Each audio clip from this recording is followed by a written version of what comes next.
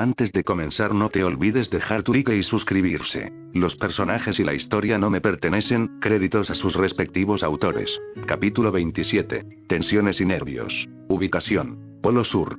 Los habitantes del Polo Sur observaban con asombro a las tropas del norte que marchaban por la calle en formación y uniforme. Su presencia los desconcertaba. ¿Qué hacían allí? Sabían que el jefe estaba presente, había venido para la fiesta. ¿Pero qué hacían sus soldados en el sur? Comenzaron a murmurar entre sí mientras los soldados avanzaban al unísono por la calle nevada. ¿Qué hacen aquí? No sé. Tal vez sea algún tipo de guardia de honor. ¿Una guardia de honor con tantos soldados? ¿Se van a quedar? Mamá, ¿quiénes son? Parecen malos. SHHH, cariño. Pero mamá. Cállate. ¿Qué estará pensando el jefe? Sí, estamos bien. No necesitamos a los soldados. ¿Qué hacen aquí? ¿Por qué están aquí? No deberían estar aquí. Los soldados se detuvieron en la calle, frente a las escaleras del salón principal, mientras los civiles los observaban. El soldado que iba al frente dio un paso al frente y miró a la multitud. Todos, despejen las calles. Ordenó. Regresen a sus casas. No hicieron nada, solo los miraron con resentimiento. Al ver que sus órdenes no se cumplían, gruñó para sí. Estúpidos sureños, pensó mientras les hacía una seña a sus soldados para que actuaran. Dos de ellos avanzaron y, al compactar la nieve de la calle, la convirtieron en agua, congelándola en una larga barricada que les llegaba a la cintura, justo en medio de ellos. La barricada se partió en dos y los empujó hacia los lados. Gritaron de sorpresa y rabia cuando el hielo los empujó contra la pared, despejando la calle. Continuaron su marcha, pasando junto a la gente. Las miradas inquisitivas se transformaron en miradas de resentimiento. Malditos norteños. Unos cretinos abusivos. Soldados prepotentes. Deberían regresar al Polo Norte. No pertenecen aquí. ¿Pero por qué están aquí? Querían respuestas, pero no las obtenían. Una vez que los soldados avanzaron por la calle, se liberaron de las barricadas, ayudando a salir también a la siguiente persona. Cuando todos se hubieron marchado, los maestros agua, entre la multitud, derritieron el hielo y lo convirtieron de nuevo en nieve. Miraron con hostilidad las espaldas de los soldados. En el puerto la situación no era mejor. Los maestros agua estaban apostados en las bordas de los barcos. Sus naves habían sido posicionadas y ancladas fuera de las puertas del puerto, que no eran más que 3 postes y una franja de muelle que se extendía desde el poste central hasta el resto de la ciudad. Dentro del puerto había barcos de diversos tamaños, todos reposando tranquilamente en el agua. ¿Listos? Preguntaron los capitanes del barco del norte por el altavoz. Listos. Respondieron. Luego, cierre comercial. Señor. Exclamaron al unísono. Y al unísono, elevaron el agua del puerto hasta los polos y la congelaron formando un muro de hielo. Lo hicieron por partes, atendiendo primero un lado y luego el otro. Los pescadores observaban con horror y asombro cómo se formaban los muros. ¿Qué están haciendo? ¿Por qué hay un muro en el puerto? No pueden hacer eso. ¿Qué vamos a hacer? Tengo que ir a pescar mañana por la mañana. Yo también. Traigan esos barcos para acá. Olvídense de los barcos. Derriben ese muro. Tenemos que trabajar. Pero a pesar de sus gritos, los soldados no les prestaron atención. Continuaron con su trabajo y desembarcaron de los barcos. Marchaban al unísono, actuando como un grupo, no como individuos aislados.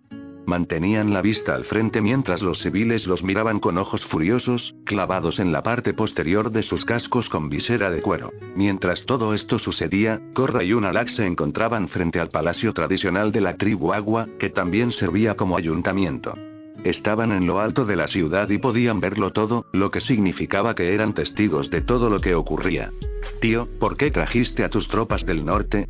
Le preguntó Korra. Ahora que has abierto el portal del sur, debemos protegerlo de las personas que quieren dañar a los espíritus, le dijo. Puedo protegerlo. Al fin y al cabo, ella era el avatar. Ella había abierto el portal. Podía protegerlo sin problemas. Te necesito para algo más importante. Hay otro portal en el norte. Una vez que lo abras, los espíritus y los hombres podrán moverse libremente entre el norte y el sur en cuestión de segundos. Pero el solsticio ya pasó. ¿Cómo voy a abrirlo? Preguntó, dejando entrever su confusión en la voz. ¿Acaso no era ese el objetivo de llegar a la tormenta eterna antes de que terminara el solsticio? La energía espiritual es mucho más fuerte en el norte. Y ahora que has abierto el portal del sur, tu energía también es más fuerte. Empezaba a comprender su razonamiento y le gustaba. Tenía sentido. Con ambos portales abiertos, nuestras tribus volverán a unirse, dijo con una sonrisa en los labios al pensarlo. El mundo volverá a estar unido, declaró. Ubicación: Templo del Aire del Sur. El aire matutino era fresco y el cielo brillaba con el sol. Tenzin estaba sentado en una silla en lo alto de una escalera con vistas a un pequeño jardín. Pema estaba sentada en el siguiente escalón con Rohan en brazos, y Kia, encaramada en un pequeño saliente rocoso, alimentaba a los lémures que crecían en el suelo. Tenzin se giró hacia la mesita junto a su silla y se sirvió té. Tomó la taza y bebió. Ah, dijo con alivio, dejando la taza y estirando los brazos. No había sentido tanta paz desde. De repente, Bumi salió corriendo del edificio, saltando por los aires y aterrizando al pie de la escalera con un grito. Y se acabó. Había un tono de derrota en su voz mientras observaba a su hermano. Buenos días, universo, exclamó Bumi mientras saltaba hasta el saliente rocoso junto a su hermana, con los brazos extendidos. Kia se tapó los ojos al instante, sin querer ver a su hermano así. Bumi, por favor, cúbrete. Vestía una túnica verde abierta por delante, dejando al descubierto su ropa interior y su medallón. Echó un vistazo rápido para ver si había obedecido y comprobó que no, pero sí descubrió algo más. ¿Has engordado un poco? Su barriga, sin duda, se veía más abultada. La ignoró a ella y a su comentario, optando por mirar a su hermano. Bueno, mira, Tenzin de vacaciones finalmente ha decidido unirse a nosotros. Sí, así es, declaró Tenzin. Extendió la mano hacia su esposa. Ella lo comprendió y le entregó a su hijo. Es tan lindo poder pasar más tiempo con mi familia. ¿Verdad, mi pequeño Rohan? Le dijo al bebé que sostenía en brazos. Rohan sonrió y balbuceó, haciéndolo sonreír aún más. Y a mí me ha encantado tenerlos a ustedes dos cerca, les dijo a sus hermanos.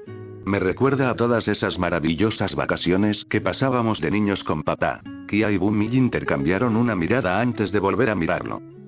Creo que tienes la memoria un poco borrosa, le dijo Kia a Tenzin. Bumi y yo no estábamos en esas vacaciones maravillosas. Siempre éramos solo tú y papá. No tenía vacaciones, tenía sesiones de entrenamiento viajando, añadió Bumi, reprimiendo un escalofrío. Si bien lo que June hizo lo había convertido en el hombre y el modelo a seguir que era hoy, esas sesiones seguían siendo una mancha negra en su memoria. No, eso no puede ser, protestó Tenzin. Estaba seguro de que lo habían acompañado en esas vacaciones. ¿Y aquella vez que nos llevó a la isla Kyoshi a montar en los elefantes koi? No, no estábamos allí, le dijo Kia. June me obligó a nadar desde el Reino Tierra hasta la isla Kyoshi y desde la isla Cola de Ballena con un fuerte temporal, añadió Bumi. Había perdido la cuenta de las veces que se le sumergió la cabeza mientras nadaba esquivando a las criaturas que querían comérselo. Hubo demasiados momentos de tensión. Dijo Tenzin mientras repasaba sus recuerdos, rememorando su infancia. ¿Recuerdan la isla Ember? Esos increíbles palacios de arena que construíamos en la playa. ¿Quieres decir que lo construiste tú? Preguntó su hermano frunciendo el ceño. La única vez que vi ese lugar fue cuando tenía que correr vueltas alrededor de la costa huyendo de Nila. Puede que aquel maestro ya estuviera entrado en años, pero eso no significaba que hubiera perdido su velocidad. Cada vez que recuperaba la parálisis, June lo obligaba a repetirlo. Fue allí donde batió el récord de llanto por su madre, un récord que deseaba que su maestro dejara de recordarle. Lo juraría, dijo el maestro aire de los tres con el ceño ligeramente fruncido. Estaba tan seguro de que los tres habían estado allí en esas vacaciones. El sonido de las risas de sus hijos lo sacó de sus pensamientos. Observó cómo Hinora y Meelo entraban al jardín en sus patinetes de aire. El nuevo lémur de Meelo llegó volando tras ellos. Buenos días, chicos, les gritó Bumi, con una voz cada vez más cálida, mientras él y Kia bajaban de la roca y ellos se acercaban a él. Buenos días, tío Bumi, respondió Meelo, deteniéndose frente a él. Su lémur, Poki, se aferró a su cabeza y la examinó. Señaló su vientre. ¿Tienes un bebé ahí dentro? Su pregunta hizo reír a los otros tres adultos, mientras que Bumi frunció el ceño. Cuando cesaron las risas, Pema contó las cabezas y se dio cuenta de que faltaba una de sus hijas. ¿Dónde está tu hermana? Preguntó. ¿Quién? Preguntó Hinora, intentando parecer inocente mientras ella y Meelo la miraban. Pero ambos se estremecieron levemente ante la pregunta, y eso los delató. Iki, dijo, bajando los escalones hacia ellos. De esta estatura, puso la mano a la altura de la cintura, habla muy rápido. Seguro que la conocéis. Dijo Hinora, intentando parecer desconcertada. Pero el hecho de que pareciera algo más que incómoda la delataba. Meelo parecía tan incómodo como su hermana, pero intentó ayudarla, a su manera. Hubo una pelea de lémures, pero el bisonte nos dijo que no nos preocupáramos porque venía un gigante. Luego casi nos come un tiburón calamar. Al terminar, sonrió ampliamente. ¿El tiburón calamar? ¿Está aquí?, preguntó Bumi con expresión de terror. Parece que mi viejo némesis me ha encontrado, dijo frunciendo el ceño. Kia lo miró, pero él la ignoró. Ella desconocía los horrores que había sufrido a manos de ese tiburón calamar. Hubo momentos en que estuvo convencido de que o bien estaba relacionado de alguna manera con Nila, o bien estaban confabulados. Pema ignoró a su cuñado y miró a sus hijos, cruzándose de brazos. Hinora, ¿tú y Meelo estaban molestando a tu hermana otra vez?, preguntó. No lo sé, respondió Hinora a la defensiva, quizá demasiado. Pero no pudo resistir la mirada de su madre. Tal vez, dijo, inclinando la cabeza. Un segundo después, la tenía completamente gacha, avergonzada. Sí, Meelo la miró y luego miró a su madre. Se escapó. El rostro de Pema enrojeció de ira al pensar en todo aquello. De verdad, no entiendo por qué no se llevan bien. Les espetó a ambos, con las manos en las caderas. No respondieron por temor a una réplica que los metiera en aún más problemas. Tenzin se levantó de su silla y bajó las escaleras hacia ella. Tranquila, querida, Iki no puede haber ido muy lejos, le aseguró antes de devolverle a Rohan. La encontraré. Bumi se puso inmediatamente en posición de firmes y saludó. Comandante Bumi, presente. Declaró como si aún fuera un soldado. Las misiones de búsqueda y rescate son mi especialidad. ¿Qué les parece si vamos todos juntos?, sugirió Kia, corriendo entre sus hermanos y poniendo las manos sobre los hombros de ambos. Sonaba alegre, como si se tratara de algo más desenfadado que la búsqueda de una niña desaparecida. Claro, me vendría bien la ayuda, convino Tenzin. Su madre quería que intentara llevarse bien con sus hermanos. Esta era una buena manera de lograrlo. Si bien eso estaba bien, Bumi tenía un asunto un poco más importante que atender, y tenía que ver con su sobrino.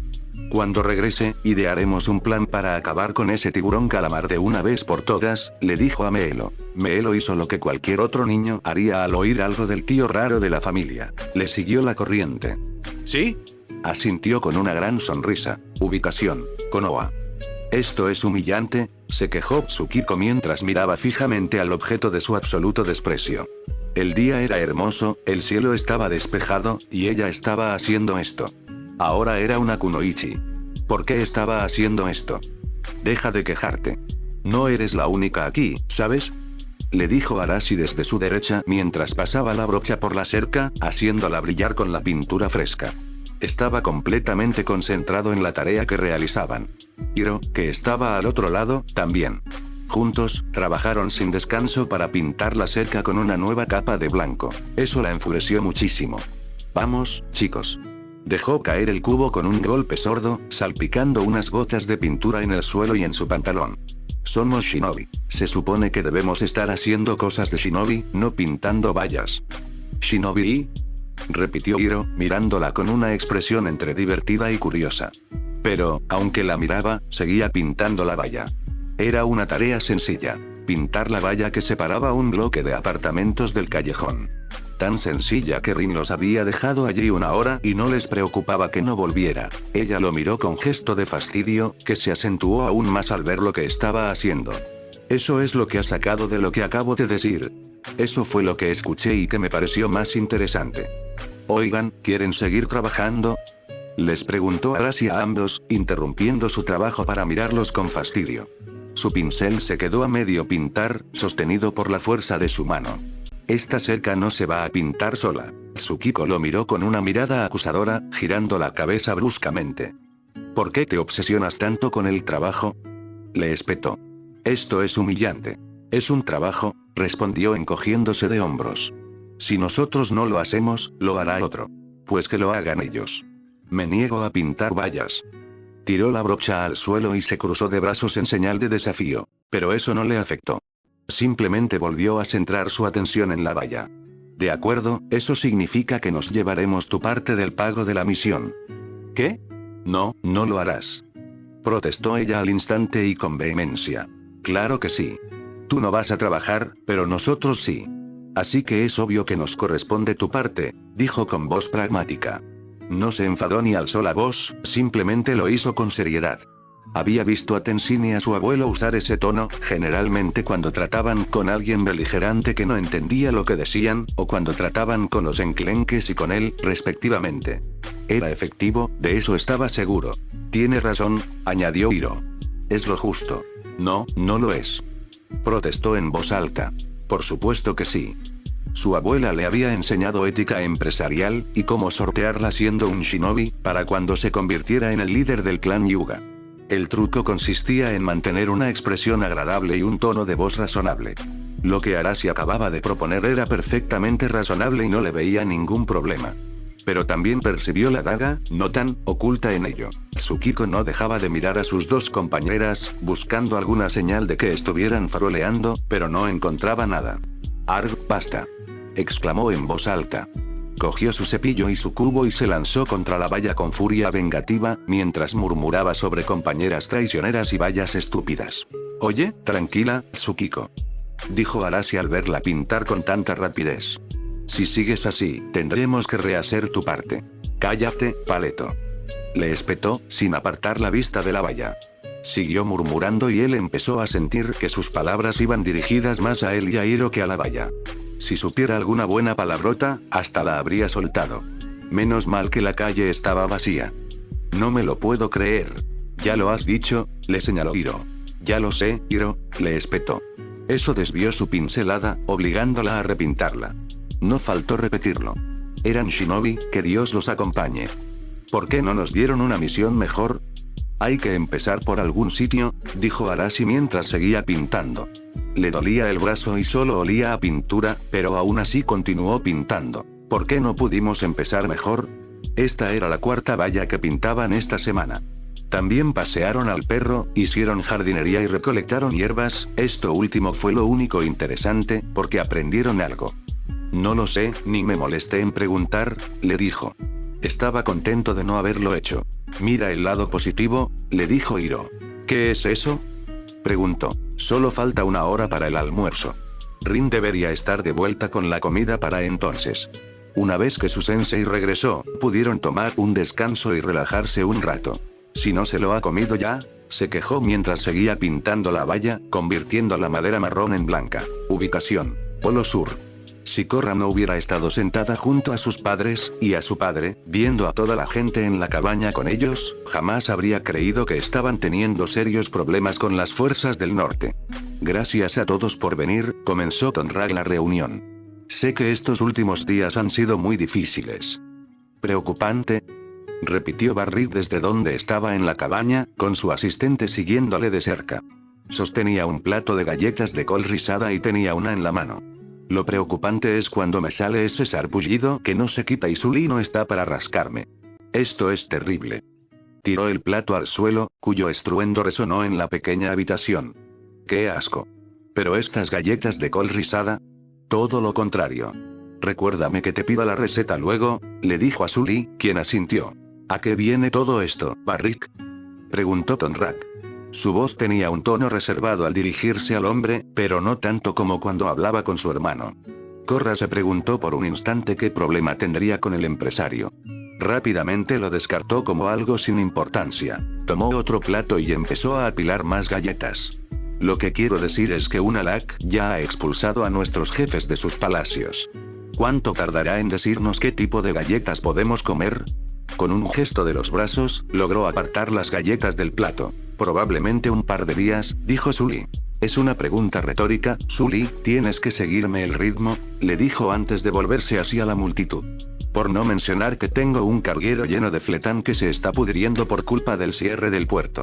¿Quién quiere comprar un barco lleno de pescado apestoso?, preguntó furioso, estrellando el segundo plato contra el suelo. Pero al ver que la multitud lo miraba en silencio, su ira se desvaneció y fue reemplazada por una silenciosa preocupación. En serio, no es una pregunta retórica. Necesito vender este pescado. El jefe Unalaq está aquí para ayudar al sur, dijo Korra en voz alta, poniéndose de pie para mirar a todos en la cabaña. De pequeña, se preguntaba si alguna vez llegaría al techo. Ahora, con un buen salto, lo alcanzaría. Quiere enseñarnos a restaurar el equilibrio con los espíritus para que dejen de atacar. El único espíritu que me interesa restaurar es nuestro espíritu de independencia, respondió Barrick. ¿Verdad, gente? Los reunidos en la cabaña, hombres y mujeres, jóvenes y ancianos, todos vestidos con tonos azules y morados, comenzaron a darle la razón a él en lugar de a ella. Estaban enfadados y se notaba en sus voces al asentir. Korra los miró a todos, sorprendida de que estuvieran tan enfadados. ¿Por qué estarían así? ¿Acaso no veían los beneficios de esto? Lo único que Unalaq intenta es volver a unificar nuestras tribus. No, él quiere controlar nuestra riqueza, argumentó, mi riqueza. Y me gusta mi riqueza. Si Unalaq no retira sus fuerzas, no nos quedará más remedio que luchar por nuestra libertad. Todos lo apoyaron con más vehemencia. La choza resonó con el estruendo de sus gritos. ¿Quieres empezar una guerra? ¿Estás loco? Le espetó.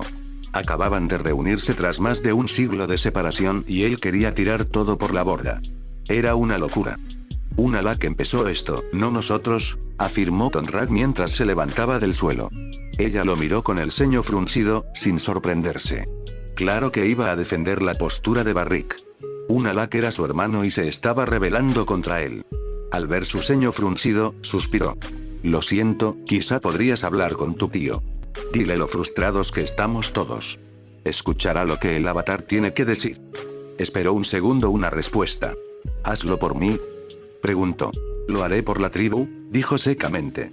Aunque no compartía el sentir de la gente, había visto cómo actuaban los soldados del norte en la ciudad, comportándose como si fueran superiores y como si la tribu del sur no fuera más que un grupo de niños que entendían el mensaje.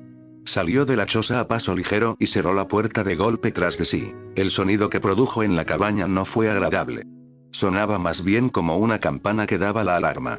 El único que pareció no darse cuenta fue Barrick, que había vuelto a sus galletas de col rizada. No puedo parar de comerlas, declaró. Se acercó a Tonraq, inclinándose como si fueran viejos amigos.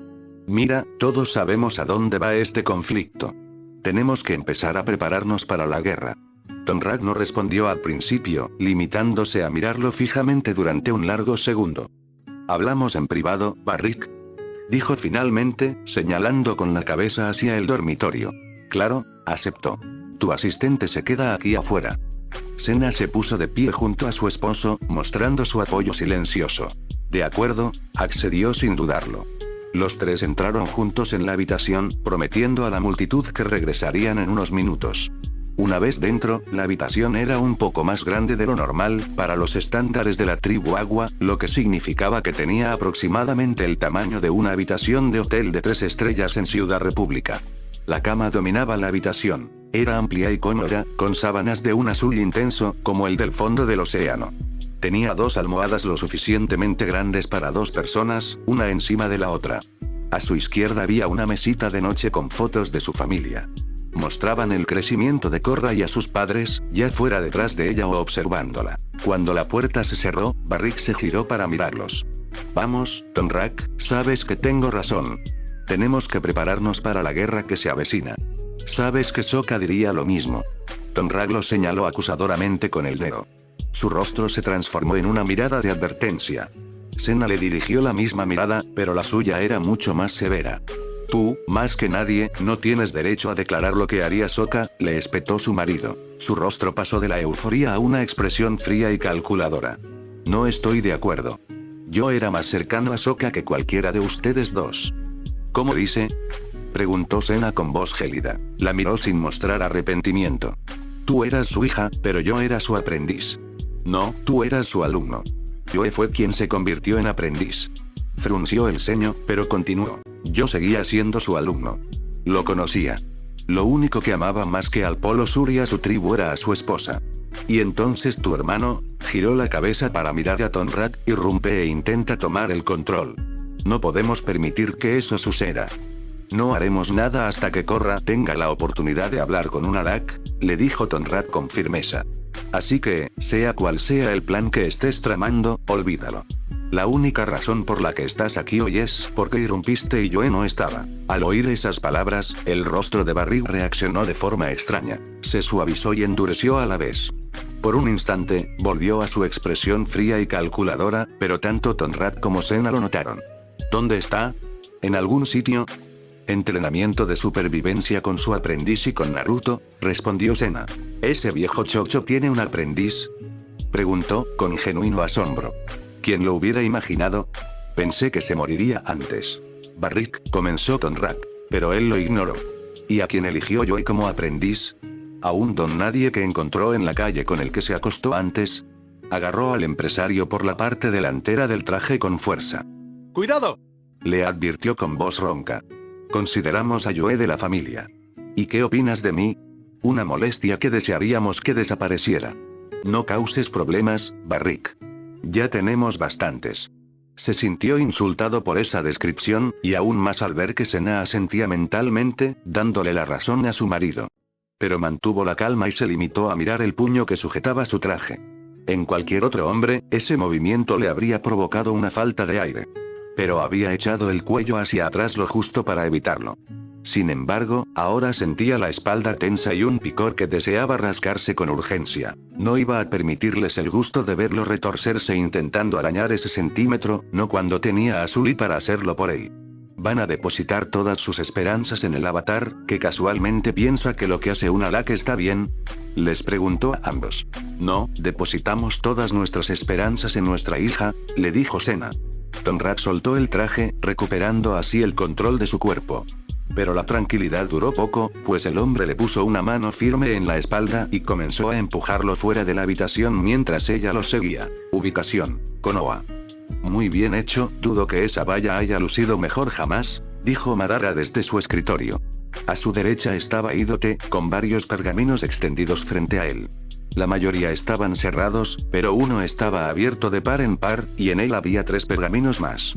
Eso es fácil para ti decirlo, murmuró Tsukiko, lo suficientemente alto como para que se oyera al otro lado de la habitación. ¿Qué fue eso, Tsukiko?, preguntó a su hija, manteniendo un tono de voz agradable. Sintió la mirada de su sensei clavada en su nuca y los codos de sus compañeras contra sus costados. No lo empeores, le decían en silencio.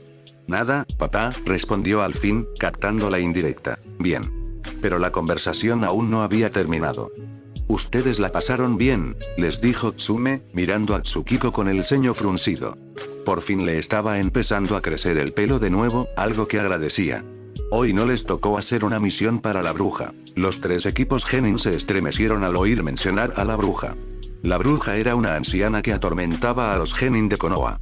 Habían escuchado una descripción de ella de un genin experimentado que les pareció acertada. Una parte abuela cascarrabias, una parte anciana senil y 3 partes monstruo psicótico y furioso que te arrancará la cabeza de un mordisco si tiene la oportunidad. Lo siento mucho, le dijo Hiro a su primo.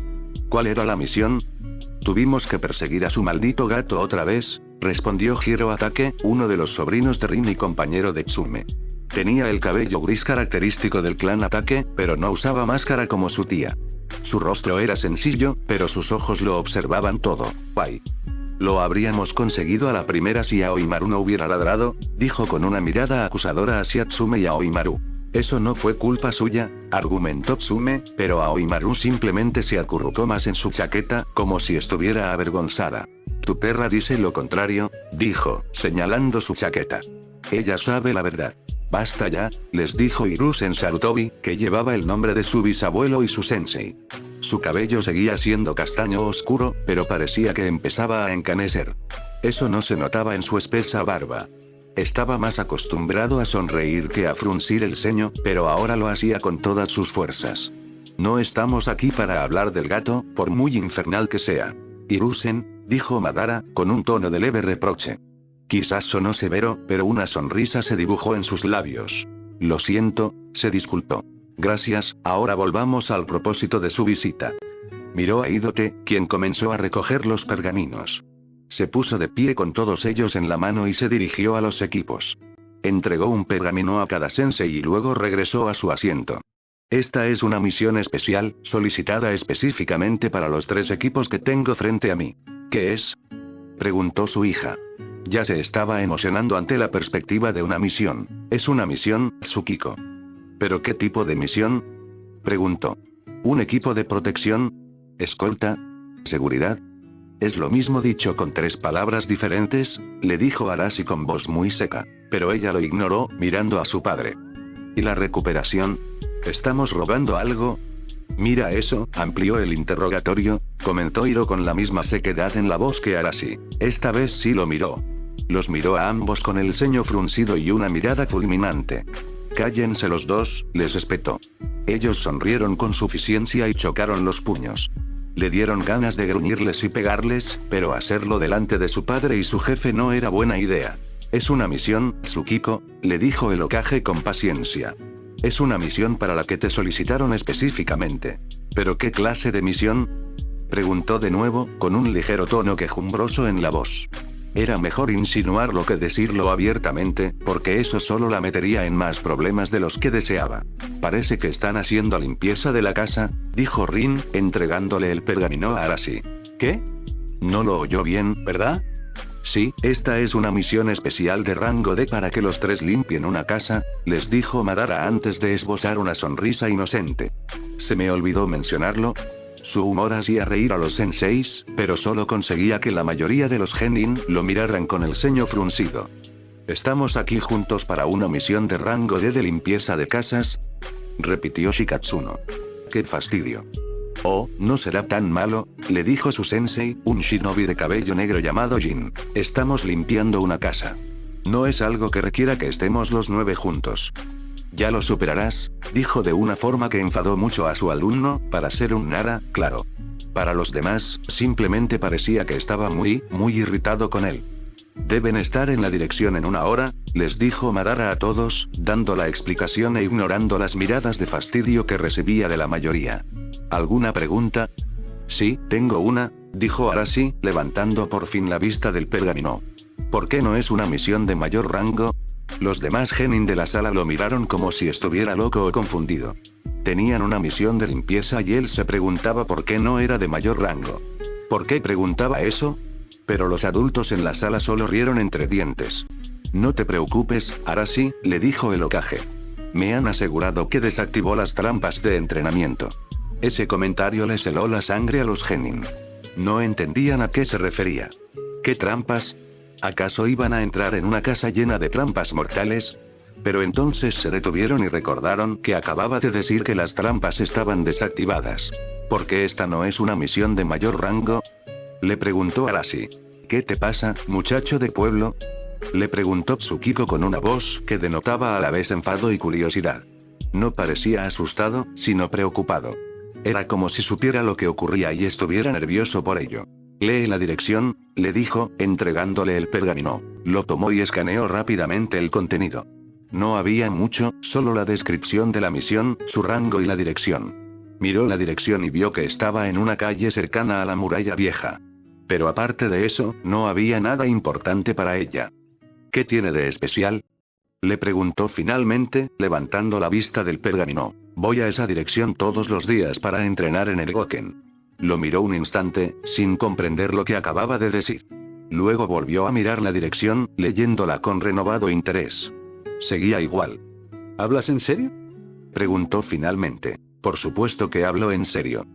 ¿De verdad vamos a ir allí?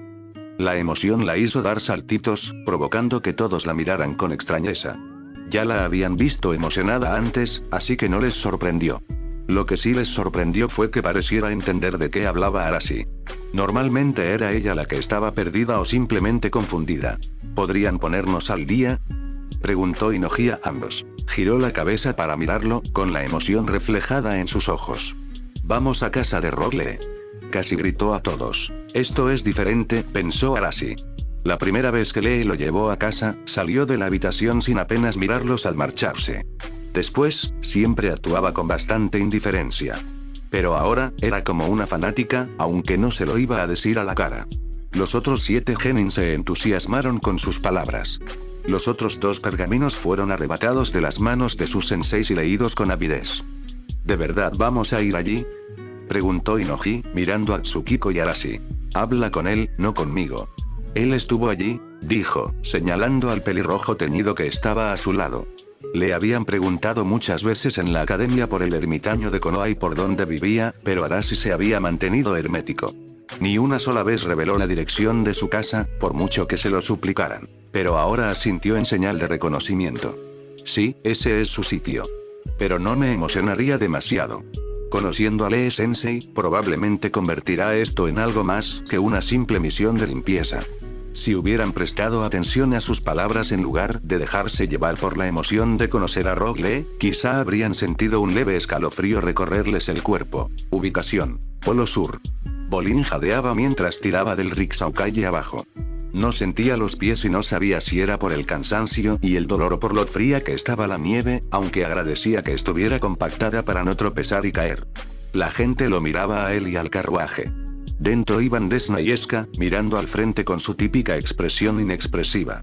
Odiaré tener que abandonar esta pintoresca tribu, declaró Eska en su habitual tono monótono. ¿Es cierto, Eska?, le preguntó Desna. Tenía a Pabu en su regazo como si fuera un muñeco. El hurón de fuego podría haber intentado escaparse si el hombre no le hubiera sujetado las patas. Aunque, pensándolo bien, no tenía ninguna prisa por irse. Claro que no, Desna, no lo echaré de menos para nada. Le tengo un odio tremendo al sur. Empezó a reírse con una risa incómoda que, de hecho, chirriaba a todo el que la oía. Su hermano no tardó en unirse a la risa, lo que hizo que resultara aún más irritante. Bolin, ríete de mi ocurrencia. Le espetó al ver que no se reía. Sí, querida, respondió, forzando una risa mientras tiraba del rickshaw, muy gracioso. Oyó a Pabu bostezar con satisfacción. Traidor, pensó brevemente. Cuando divisaron su destino, comenzó a reducir la velocidad y pronto se detuvo. Soltó el manillar y corrió rápidamente hacia un lado del carruaje, doblando una pequeña escalera de la tierra bajo la nieve. Eska se levantó de su asiento y comenzó a bajar los escalones. Sabes, me dará mucha pena cuando tengas que irte. Ha sido un placer conocerte, le dijo, riendo entre dientes. De verdad. Pero vendrás conmigo al norte, le dijo, destrozando la esperanza que albergaba. Allí viviremos el resto de nuestras vidas juntos en una gélida dicha.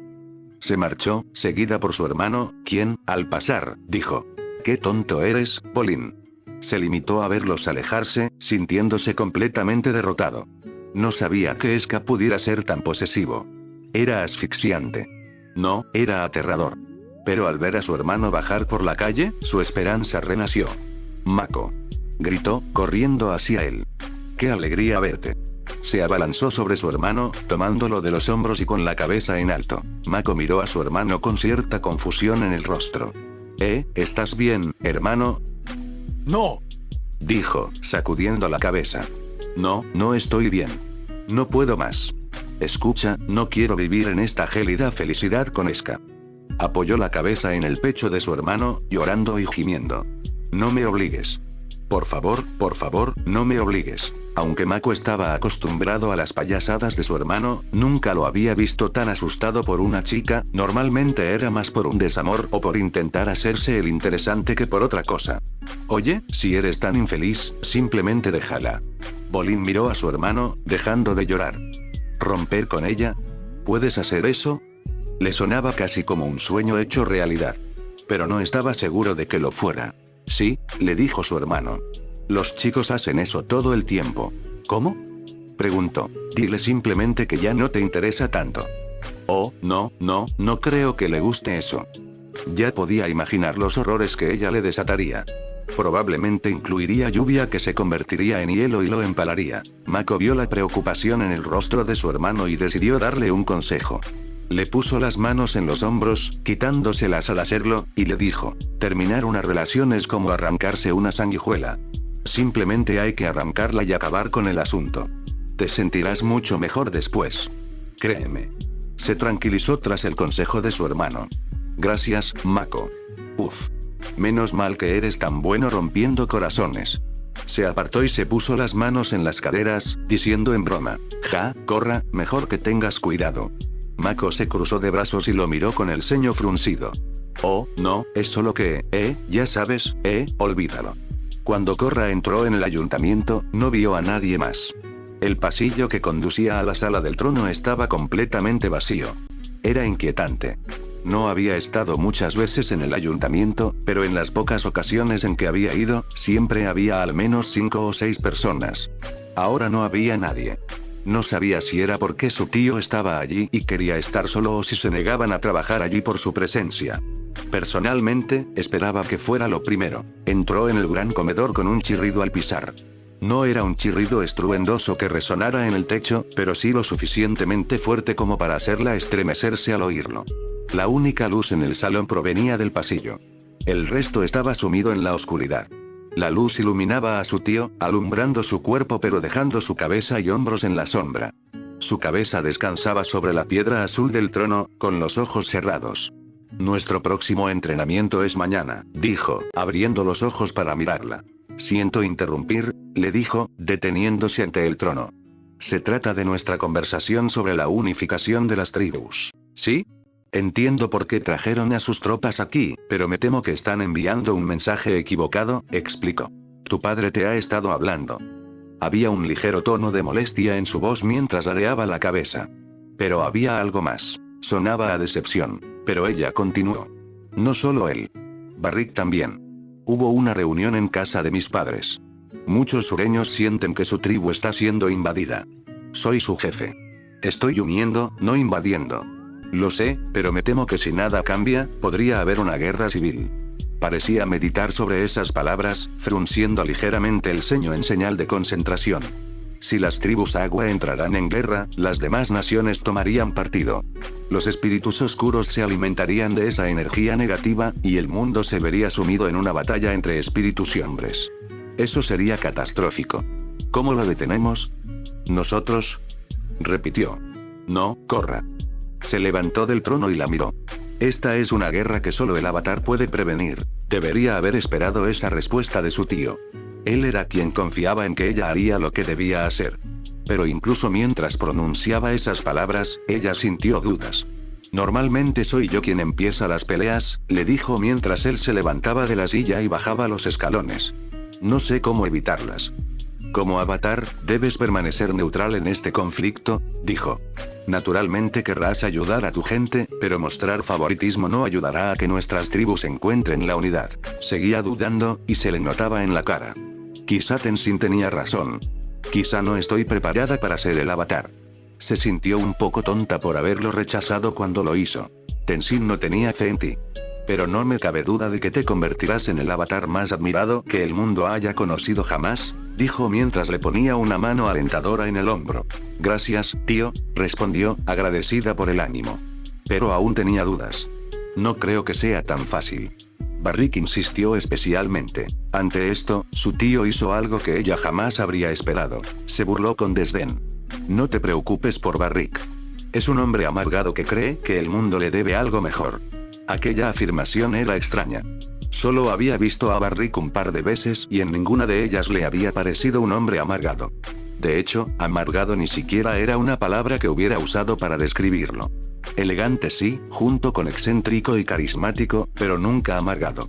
Al oír a su tío decir eso, le surgió la duda y preguntó de inmediato, ¿qué quieres decir con eso? Él la miró sorprendido. ¿No te lo ha dicho Ye? ¿Qué me has dicho? La sorpresa se desvaneció de sus ojos al oír eso. Ya veo. Se puso a pensar en algo. Eso solo aumentó su curiosidad. Quizás debería dejar que ella te lo cuente. Tío, ¿de qué me estás hablando? Por favor, no me dejes aquí colgada. No quería más secretos. La miró un instante, aún pensativo. Pero luego asintió. Barrick fue alumno de Sokka, junto con Yue. Cuando la eligió a ella como su aprendiz, se sintió resentido, tanto consigo mismo como con Yue. No respondió nada. Simplemente asintió a su tío en señal de reconocimiento de su posición y salió del salón, de vuelta a la luz del día. Ubicación: Konoha. Todos miraron la casa con incredulidad, excepto Arashi. ¿Es esto? Preguntó Tsukiko en voz alta. Sí, aquí es, dijo Arashi. ¿Vienen o qué? Caminó hacia la puerta principal. ¿En serio, esto es todo? Se detuvo y suspiró, girando la cabeza para mirarla. ¿Qué esperabas? Esto no. Claramente, dijo con el mayor sarcasmo que pudo reunir. La miró a ella y al resto de los equipos. Vio la incredulidad y la confusión en sus rostros y puso los ojos en blanco. Vamos, no se queden ahí boquiabiertos. Tenemos trabajo que hacer. Comenzaron a caminar, haciendo que el sonido de sus pasos se mezclara en el aire. Me esperaba algo más grande, comentó Hiro mirando el edificio. Era decepcionantemente pequeño. Los edificios a ambos lados eran mucho más grandes, elevándose imponentes sobre la casa del ermitaño. Esperaba al menos una segunda planta, respondió Choichi. Ver una casa de una sola planta fue realmente decepcionante. Date prisa, quiero terminar con esto, dijo Arashi con impaciencia. Si fuera así, habría empezado a golpear el suelo con el pie. Pero le pareció una tontería. No conseguiría que llegaran antes. Relájate, Arashi, respondió Hiro cuando finalmente se reunieron con él. Es una sola historia. Terminaremos antes de que te des cuenta. Ajá. Simplemente se giró y abrió la puerta de la casa. Lee-sensei, ya llegamos, gritó al entrar. No hubo respuesta, solo silencio mientras lo seguían y comenzaban a inspeccionar el lugar. No les pareció gran cosa, una simple casa antigua de una sola planta para una persona mayor. Los muebles eran bonitos pero sencillos y algo polvorientos. Las paredes necesitaban una mano de pintura y en la cocina había un ligero olor. Desde la estancia principal, que hacía las veces de sala de estar y cocina, salía un pasillo a cada lado que conducía al resto de la casa. ¿Ese tipo es de fuera de la aldea o algo así?, preguntó Tsubasa, el otro compañero de Tsume, mientras miraba a su alrededor, procurando no ser visto por los demás. Ya se había metido en problemas por curiosear en casas y entrar en algo que debería haber permanecido privado, en su primer día como genin. A diferencia de ellos, no provenía de ningún clan shinobi. Sus padres eran civiles y nadie decía nada al respecto. No, solo hizo esto para torturarnos, dijo Arashi mientras entraba en la cocina, desapareciendo de la vista por un momento. No le llamo tortura a un trabajo rápido como este, paleto, le dijo Tsukiko, siguiéndolo a la cocina. No era una cocina enorme como la de su casa. Era lo suficientemente grande como para que una, tal vez dos personas, pudieran moverse con comodidad. Pero había platos sucios en el fregadero, apilados sin orden ni concierto. Si su madre viera esto, probablemente armaría un escándalo o le echaría la bronca a Lee por dejar la cocina hecha un desastre, probablemente ambas cosas. Esperen, dijo mientras miraba el refrigerador. Había un trozo de papel pegado con un kunai, lo cual tenía sentido, ya que el refrigerador no tenía imanes. Lo encontré, gritó para que todos lo oyeran, saliendo de la cocina. ¿Qué has encontrado?, preguntó Tsume. Nuestras tareas, respondió antes de bajar la mirada al papel y comenzar a leerlo en voz alta. Cocina limpia. Limpia y aspira la casa. Dale una nueva capa de pintura a las paredes. Limpia y pule todas las pesas de la sala de entrenamiento. Limpia la sala de entrenamiento. Alimenta a los peces en la sala de meditación. Riega las plantas de la sala de meditación. Termina todo antes del atardecer y habrás completado la misión. Rogle. No suena tan mal, dijo Hiro. Si tuviera que adivinar, diría que la sala de entrenamiento y la de meditación estaban en algún lugar de la casa. Serían pequeñas y, por lo tanto, fáciles de limpiar. ¿Tú crees eso?, le preguntó Arashi. Sí, dijo asintiendo. Pensaba que la pelirroja teñida estaba armando tanto alboroto. La casa era pequeña. No habría mucho que hacer. Síganme, dijo, pasando por la cocina y caminando por el pasillo. Todos se miraron entre sí un instante, pero enseguida lo siguieron. El pasillo terminaba en una puerta sencilla en la pared. Arashi extendió la mano hacia el pomo brillante y la abrió. Entró en un pequeño pasillo que desembocaba en otra puerta. La abrió y la cruzó. Todos lo siguieron y luego se detuvieron. Se quedaron mirando la habitación en la que se encontraban, o mejor dicho, el enorme salón. ¿Qué demonios?, exclamó Tsukiko mientras miraba a su alrededor. ¿Esto es real? Estaba mirando fijamente un pasillo lleno de material de entrenamiento. Observaba pesas, sacos de boxeo, máquinas de ejercicio, y eso solo en la primera planta. Si alzaba la vista, podía ver más plantas rodeando las paredes, mientras que el centro, abierto, le permitía ver directamente hasta el techo. No sabría decir si el equipo era nuevo o viejo, pero se notaba que se había usado mucho. Esta es la sala de entrenamiento, dijo Arashi, presentándoles la habitación. Curiosamente, olía a sudor y arena. Un momento, ¿este es el edificio de apartamentos que está al lado de su casa?, dijo Shikatsuno, reconociendo que la altura y el ancho del edificio eran los mismos que había visto afuera. Sí, es suya, y también la del otro lado. Esa es la sala de meditación. Miró a Hiro con expresión sombría. ¿Sigues pensando que esto va a ser fácil? Hiro podría haber respondido si no hubiera estado demasiado absorto contemplando el edificio a su alrededor. Debía de haber al menos 10 pisos, y tenían que limpiarlos todos, además de la casa y el otro edificio. Mientras observaba, se le ocurrió una idea. Un momento, ¿no habían mencionado algo sobre trampas? Ubicación: Polo Sur.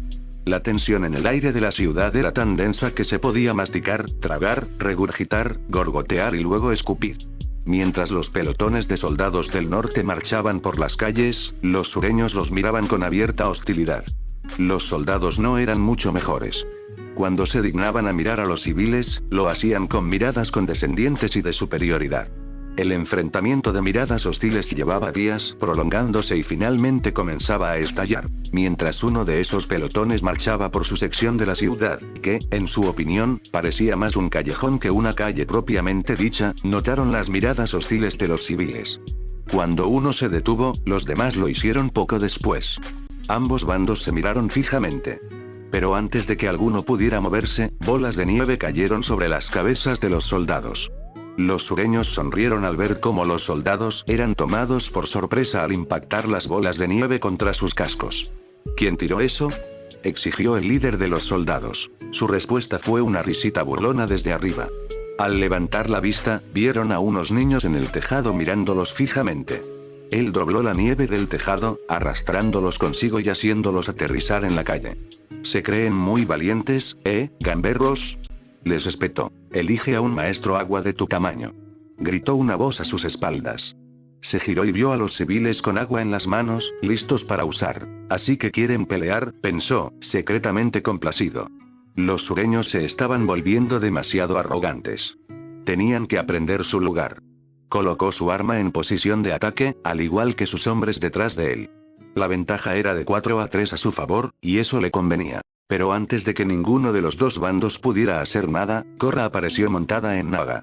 «¡Alto!», ordenó, deteniendo a su perra oso polar entre los dos grupos y luego haciéndola girar. «Díganles a esos matones que se vuelvan al norte», le dijo uno de los civiles. «Aquí ya no son bienvenidos». «Estos sureños tienen que mantenerse en línea», respondió el soldado al mando. «Tranquilícense todos», les dijo Korra a ambos grupos. Todos son parte de la misma tribu, así que comporten como tal. Su intención era que esas palabras fueran tranquilizadoras y reconfortantes. Pero tuvieron el efecto contrario. ¿Te pones de su lado?, preguntó el civil, aún con la botella de agua en la mano. Creíamos que eras de los nuestros. No me pongo del lado de nadie, le dijo. Tenía que ser neutral y ellos tenían que verlo. Pero antes de que pudiera explicarlo, recibió un bolazo de nieve en la nuca. «¡Oye!», gritó, mirando a quien se lo había lanzado. Resultó ser uno de los niños del tejado. «Eres el peor avatar de la historia», gritó, convirtiendo la nieve a su alrededor en otra bola y lanzándola. Pero esta vez Korra estaba preparada. La atrapó con la mano y la derritió con su control del fuego. «Bien, ¿qué está pasando aquí?», preguntó Joe desde el otro lado de la calle. Cuando Korra se giró, la vio acercarse con paso decidido a los soldados. A su lado iba Tonrad, caminando a un ritmo más pausado. Joe se dirigió directamente hacia ellos. «¿Quién está al mando aquí?». «¿Quién eres?», preguntó uno de los soldados. «Aquí estoy haciendo las preguntas». «¿Quién está al mando ahora?». «Sí», dijo el jefe de pelotón, acercándose a ella. Supuso que se trataba del viejo juego de jerarquías y que no conocía a ninguna mujer con un rango superior al suyo. «¿Qué está pasando aquí?», le preguntó Ye, con las manos en las caderas mientras lo miraba fijamente. Su medallón de parangón colgaba suelto de su cuello, pero el soldado no pareció verlo. «¿Quién eres?», preguntó. «¿Así se le habla a alguien de rango superior, soldado?». Él sonrió con desdén. «No tienes un rango superior al mío. Eres un civil. Ahora dime quién eres antes de que te arreste por obstrucción». Le dirigió una mirada fugaz antes de centrar su atención en el soldado a su izquierda. «Tú», ladró. El segundo se estremeció al oír la palabra, y sus ojos delataron su repentino nerviosismo. «¿Y yo?», preguntó, tartamudeando levemente. «Silencio, soldado», ordenó el jefe de pelotón. Él podía manejar esto fácilmente. «Sí, tú», dijo. Extendió la mano izquierda y levantó el medallón. «¿Sabes qué es esto?». «¿Qué, algún tipo de reliquia antigua?», preguntó el líder con una risa condescendiente. No te estaba hablando a ti, le estaba hablando a él, dijo poco antes de volver su atención al segundo soldado. Contéstame, ¿sabes qué es esto? Asintió con la cabeza. Es el medallón del parangón del agua. El reconocimiento comenzaba a reflejarse en sus ojos, pero ella quería dejarlo bien claro.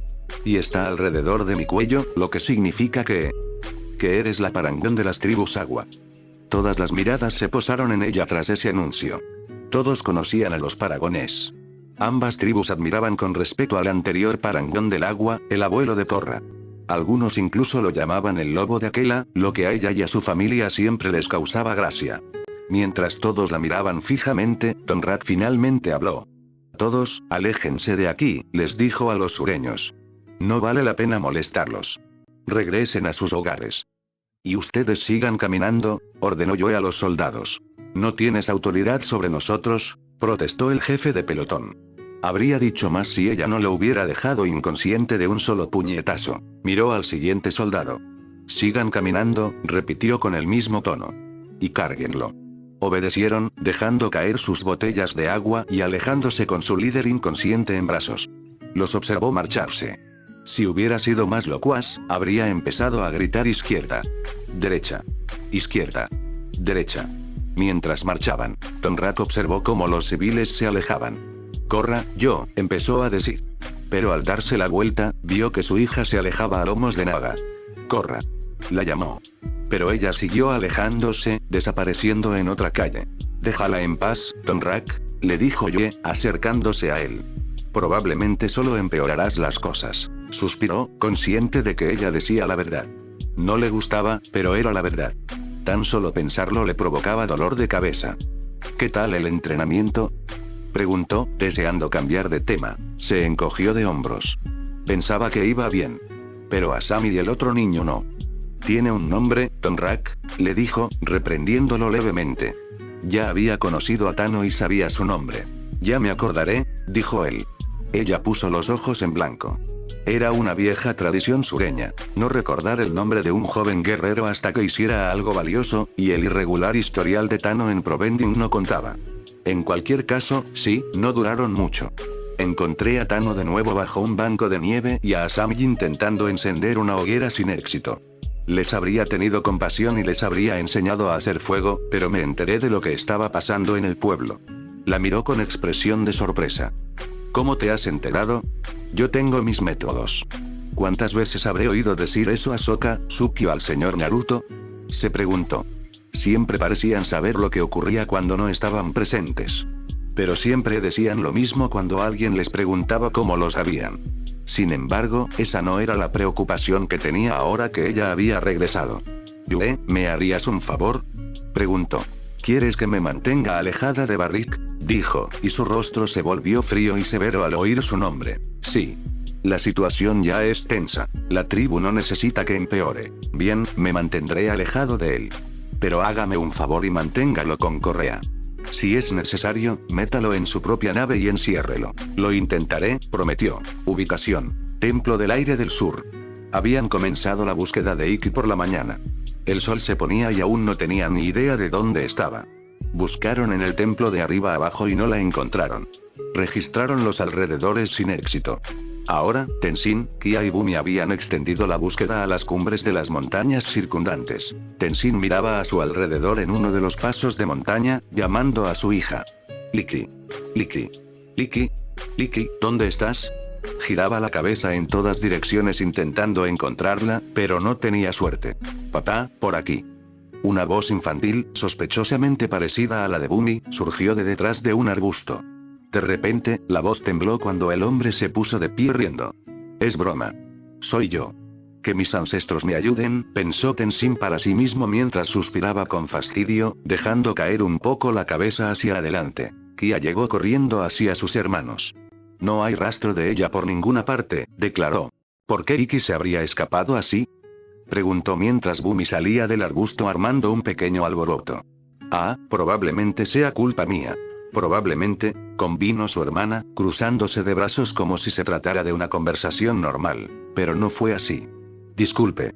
Supongo que has estado tan ocupado con tu deber con Ciudad República, dijo, haciendo comillas con los dedos al decir deber, que te olvidaste de tu deber con tus hijos. ¿Deber?, dijo Bumi con una breve risita. ¿Qué te crees, que tienes 5 años? Preguntó, volviéndose hacia él con la misma rapidez y colocando las manos en las caderas como tantas veces había visto a su madre cuando era pequeña. Kia, tienes razón, admitió Tenzin. Ahora que lo pensaba, le sorprendía no haberse dado cuenta antes. No he pasado suficiente tiempo con ellos. Ojalá pudiera ser tan buen padre como lo fue papá para nosotros. Ella simplemente lo miró con el ceño fruncido. Tenzin, tu problema es que eres igualito a papá.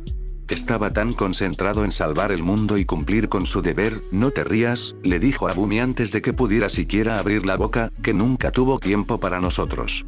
Papá estaba bajo mucha presión, intentó explicar. Pero incluso al pronunciar esas palabras, le sonaron débiles. Pero él siempre tenía tiempo para ti, comentó Bumi, acercándose a su hermano y pellizcándole la mejilla, su precioso pequeño maestro aire. No le gustaba que le pellizcaran la mejilla, por Dios, no era un niño. Así que apartó a su hermano con el codo. Papá nos quería a todos por igual, les dijo a ambos. Mientras hablaba, se acercó al borde del sendero y contempló el paisaje de altas y esbeltas montañas y pequeños valles. Además, todo esto pasó hace mucho tiempo. ¿Por qué estamos hablando de esto? Porque parece que tienes la desfachatez de creer que tuvimos una infancia perfecta y despreocupada, le dijo Kia, sabiendo ya la respuesta. ¿Sabes qué? No la tuvimos. No quería hablar del tema. Le resultaba incómodo siquiera pensarlo. Tenían algo más importante de qué preocuparse. Tenemos que seguir avanzando si queremos encontrar a Iki antes de que oscurezca, les recordó a ambos, dándose la vuelta para continuar por el sendero. Sus hermanos no lo siguieron mientras caminaba, prefiriendo quedarse atrás y mirarle la espalda. ¿Ves lo que está haciendo ahí, Bumi?, dijo Kia en voz alta y con tono burlón. Técnica clásica de los maestros aire. Huir cuando las cosas se ponen difíciles. Tenzin solo le respondió con una palabra apenas ininteligible y un gesto con la mano para que lo siguieran. Sí, dijo Bumi en voz alta. ¿Papá te enseñó ese movimiento? No les contestó. Ubicación, Konoha. Vale, tranquilo, dijo Hiro mientras frotaba la suciedad de la pesa con el trapo que tenía en la mano. Apenas llevaban 1 hora limpiando y ya iban por la tercera pesa. Tsukiko era quien sostenía el peso, de pie en el centro. Respiraba con dificultad y sentía la protesta de sus brazos. Su diadema estaba empapada, muy empapada, por el sudor que le producía, lo que le provocaba una picazón intensa. Esta es la última vez que dejamos que Tsume sostenga los lotes, espetó casi con furia. Estaba segura de que Inuzuka lo había amañado de alguna manera. Arashi sostenía el otro extremo de la pesa a su derecha, sudando tanto como ella. Su abrigo estaba en el suelo, en algún lugar. Ella no sabía exactamente dónde. La próxima vez, escúchame cuando te diga que uses las pesas, no las barras. Pensaba que eran intercambiables. No lo son. Te lo estaba explicando cuando te mudaste y elegiste esta maldita cosa. Chicos, lo estáis moviendo demasiado. Mantened el ritmo. Les dijo Hiro a ambos desde el otro extremo. Date prisa, Hiro. Gimió Tsukiko. No creo que pueda aguantar mucho más. Ya casi está. Ya casi está. Ahora limpiaba y fregaba con más rapidez. Date prisa. Suplicó. Sus brazos estaban a punto de fallarle. Listo. Ya está. Se separó de la barra. La pesa lucía brillante y nueva. Arashi soltó el peso justo antes de que Tsukiko soltara la barra por completo, gimiendo fuerte y a la vez con satisfacción, mientras el edificio resonaba repetidamente con el sonido de la barra al golpear el suelo. Sonaba como un tambor descentrado y, con el eco, parecía una batería completa. Tsukiko se quedó allí, mirando la barra con absoluto desprecio mientras respiraba hondo. Esta es la última vez que dejamos que Tsukiko sostenga las pesas. Ya lo has dicho, le respondió Arashi. Los 3 equipos habían acordado echar suertes para decidir qué equipo limpiaría qué parte del lugar. Tsume tenía los dados y sacaba uno cada vez. A ellos les tocó la sala de entrenamiento, al equipo de Shikatsuno la sala de meditación y al equipo de Tsume la casa. Vale la pena repetirlo. Negó con la cabeza. Vamos, todavía tenemos que limpiar más de esto. Se giró y se acercó a las pesas más pequeñas. Y esta vez, escúchame, le dijo sin siquiera mirarla. Vale, lo he entendido a la primera, dijo, siguiéndolo con Hiro en la parte de atrás. Vale la pena repetirlo. No uses mis palabras en mi contra. Chicos, dijo Hiro, mirando la botella del limpiador con expresión preocupada. ¿Qué? Preguntaron al mismo tiempo, volviéndose para mirarlo. Puede que tengamos un problema. ¿Qué clase de problema es? Preguntó Tsukiko, esperando en silencio que fuera algo menor. Tenían mucho que limpiar y no necesitaban más problemas. Creo que el limpiador se va a vaciar. Agitó la botella. Apenas se oyó un ligero chapoteo en su interior. Ay no, justo lo que necesitamos. Gimió. Arashi fue el único que no vio ningún problema. No se preocupen, les dijo a ambos. Lee Sensei tiene provisiones aquí abajo, en la planta baja. Se giró y corrió hacia la pared izquierda. Había una puerta que se habría perdido entre la pared si no hubiera sabido dónde estaba. Agarró el pomo y tiró con fuerza, abriendo la puerta con una llave inglesa que le hizo doler un poco más el hombro. Metió la mano y cogió 3 botellas de limpieza más, cerrando la puerta de golpe mientras se ponía de pie. Tomen, atrapen, les dijo a sus compañeros mientras volvía corriendo hacia ellos, lanzándoles una botella a cada uno. Tsukiko agarró la suya, la miró y luego lo miró a él. Es exactamente la misma marca. Lo sé. A Lee Sensei le gusta ese tipo de producto de limpieza. No me pregunten por qué. Todos habían percibido el olor que desprendía. Podría ser perfecto para despertar a un borracho. ¿Hay productos de limpieza en el otro edificio y en la casa? Preguntó. Sí, respondió. Entonces, ¿por qué hiciste que todos salieran a comprar más productos de limpieza? Exigió. Habían pasado 2 malditas horas buscando los productos, asegurándose de que fueran los correctos y comprándolos.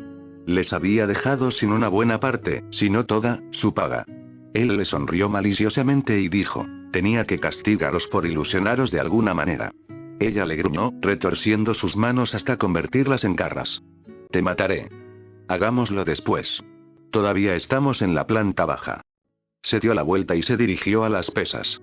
Ella quiso atacarlo, pero tenía razón. Todavía tenían que limpiar el resto del edificio. Así que ella y Hiro lo siguieron. Escogieron sus propias mancuernas. Mientras las pulía y limpiaba, Tsukiko admitió que esto era más fácil que con las barras. Se acercó a la primera mientras Arashi aún les explicaba cómo debían limpiarla. La primera que escogió no parecía tan pesada al principio, pero al sostenerla, sintió los brazos pesados. No quiso admitirlo al terminar y enseguida pasó a la siguiente, que era más pesada, y luego a la tercera. Pero ella seguía deseando que estuvieran haciendo otra cosa. Apuesto a que los otros equipos lo tienen más fácil, les dijo a Hiro y Arashi. ¿Qué te hace decir eso? Le preguntó Hiro. No tienen por qué limpiar toda esta porquería. Señaló todo el edificio de entrenamiento. Es posible. Había echado un vistazo rápido antes de irse para buscar provisiones. En los niveles superiores había más pesas, sacos de boxeo y muñecos de entrenamiento, pistas lisas y con obstáculos, y una colchoneta de combate.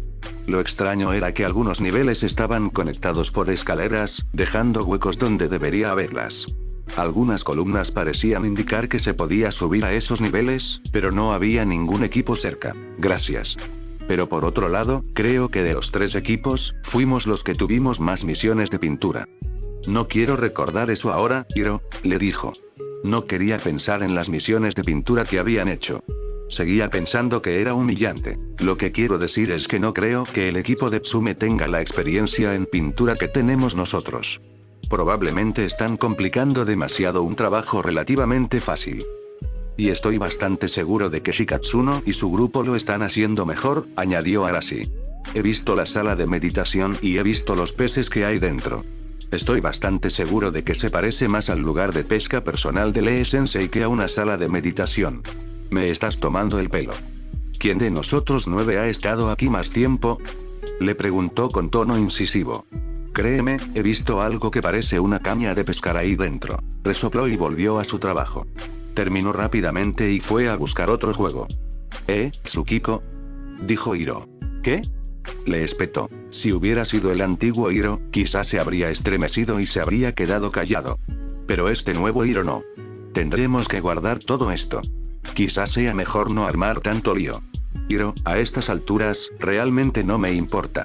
En serio, ni siquiera intentaba preocuparse por ello. Siempre y cuando las volvamos a colocar en su sitio cuando terminemos, creo que todo irá bien, dijo Arashi, dejando caer al suelo sus pesas pulidas y limpias, igual que ella. Supongo que tienes razón, convino Hiro, dejando caer también las pesas que había limpiado y cogiendo otro par. Los tres se sentaron en silencio, limpiando las pesas que podían sostener, como deberían haber hecho desde el principio. Mientras limpiaban, oyeron sonar un teléfono. ¿Qué? ¿De quién es ese teléfono?, preguntó Arashi, girando la cabeza para mirar a su alrededor. Creo que es tuyo, dijo Tsukiko. Parecía que la voz provenía de su abrigo. Qué raro. Dejó el peso que estaba limpiando y se acercó a su abrigo, sacando el teléfono. La pequeña pantalla mostraba una larga serie de números. Como desde pequeño había aprendido a memorizar números de teléfono para poder marcarlos, supo de inmediato quién era. Es Shikatsuno. Si llama para decirnos que ya terminaron, por favor, cuélguele, le dijo. Sigue puliendo, le respondió antes de abrir el teléfono y llevárselo a la oreja. Sí, Shikatsuno, ¿qué tal? ¿Podrías venir aquí?, le preguntó el Nara. Por una vez, no sonaba aburrido ni perezoso. De hecho, sonaba nervioso. Tío, tenemos un montón de porquería que limpiar aquí y todavía estamos en la primera planta. No le digas eso. Siseó Tsukiko. Él la despidió con un gesto y volvió a centrarse en la conversación.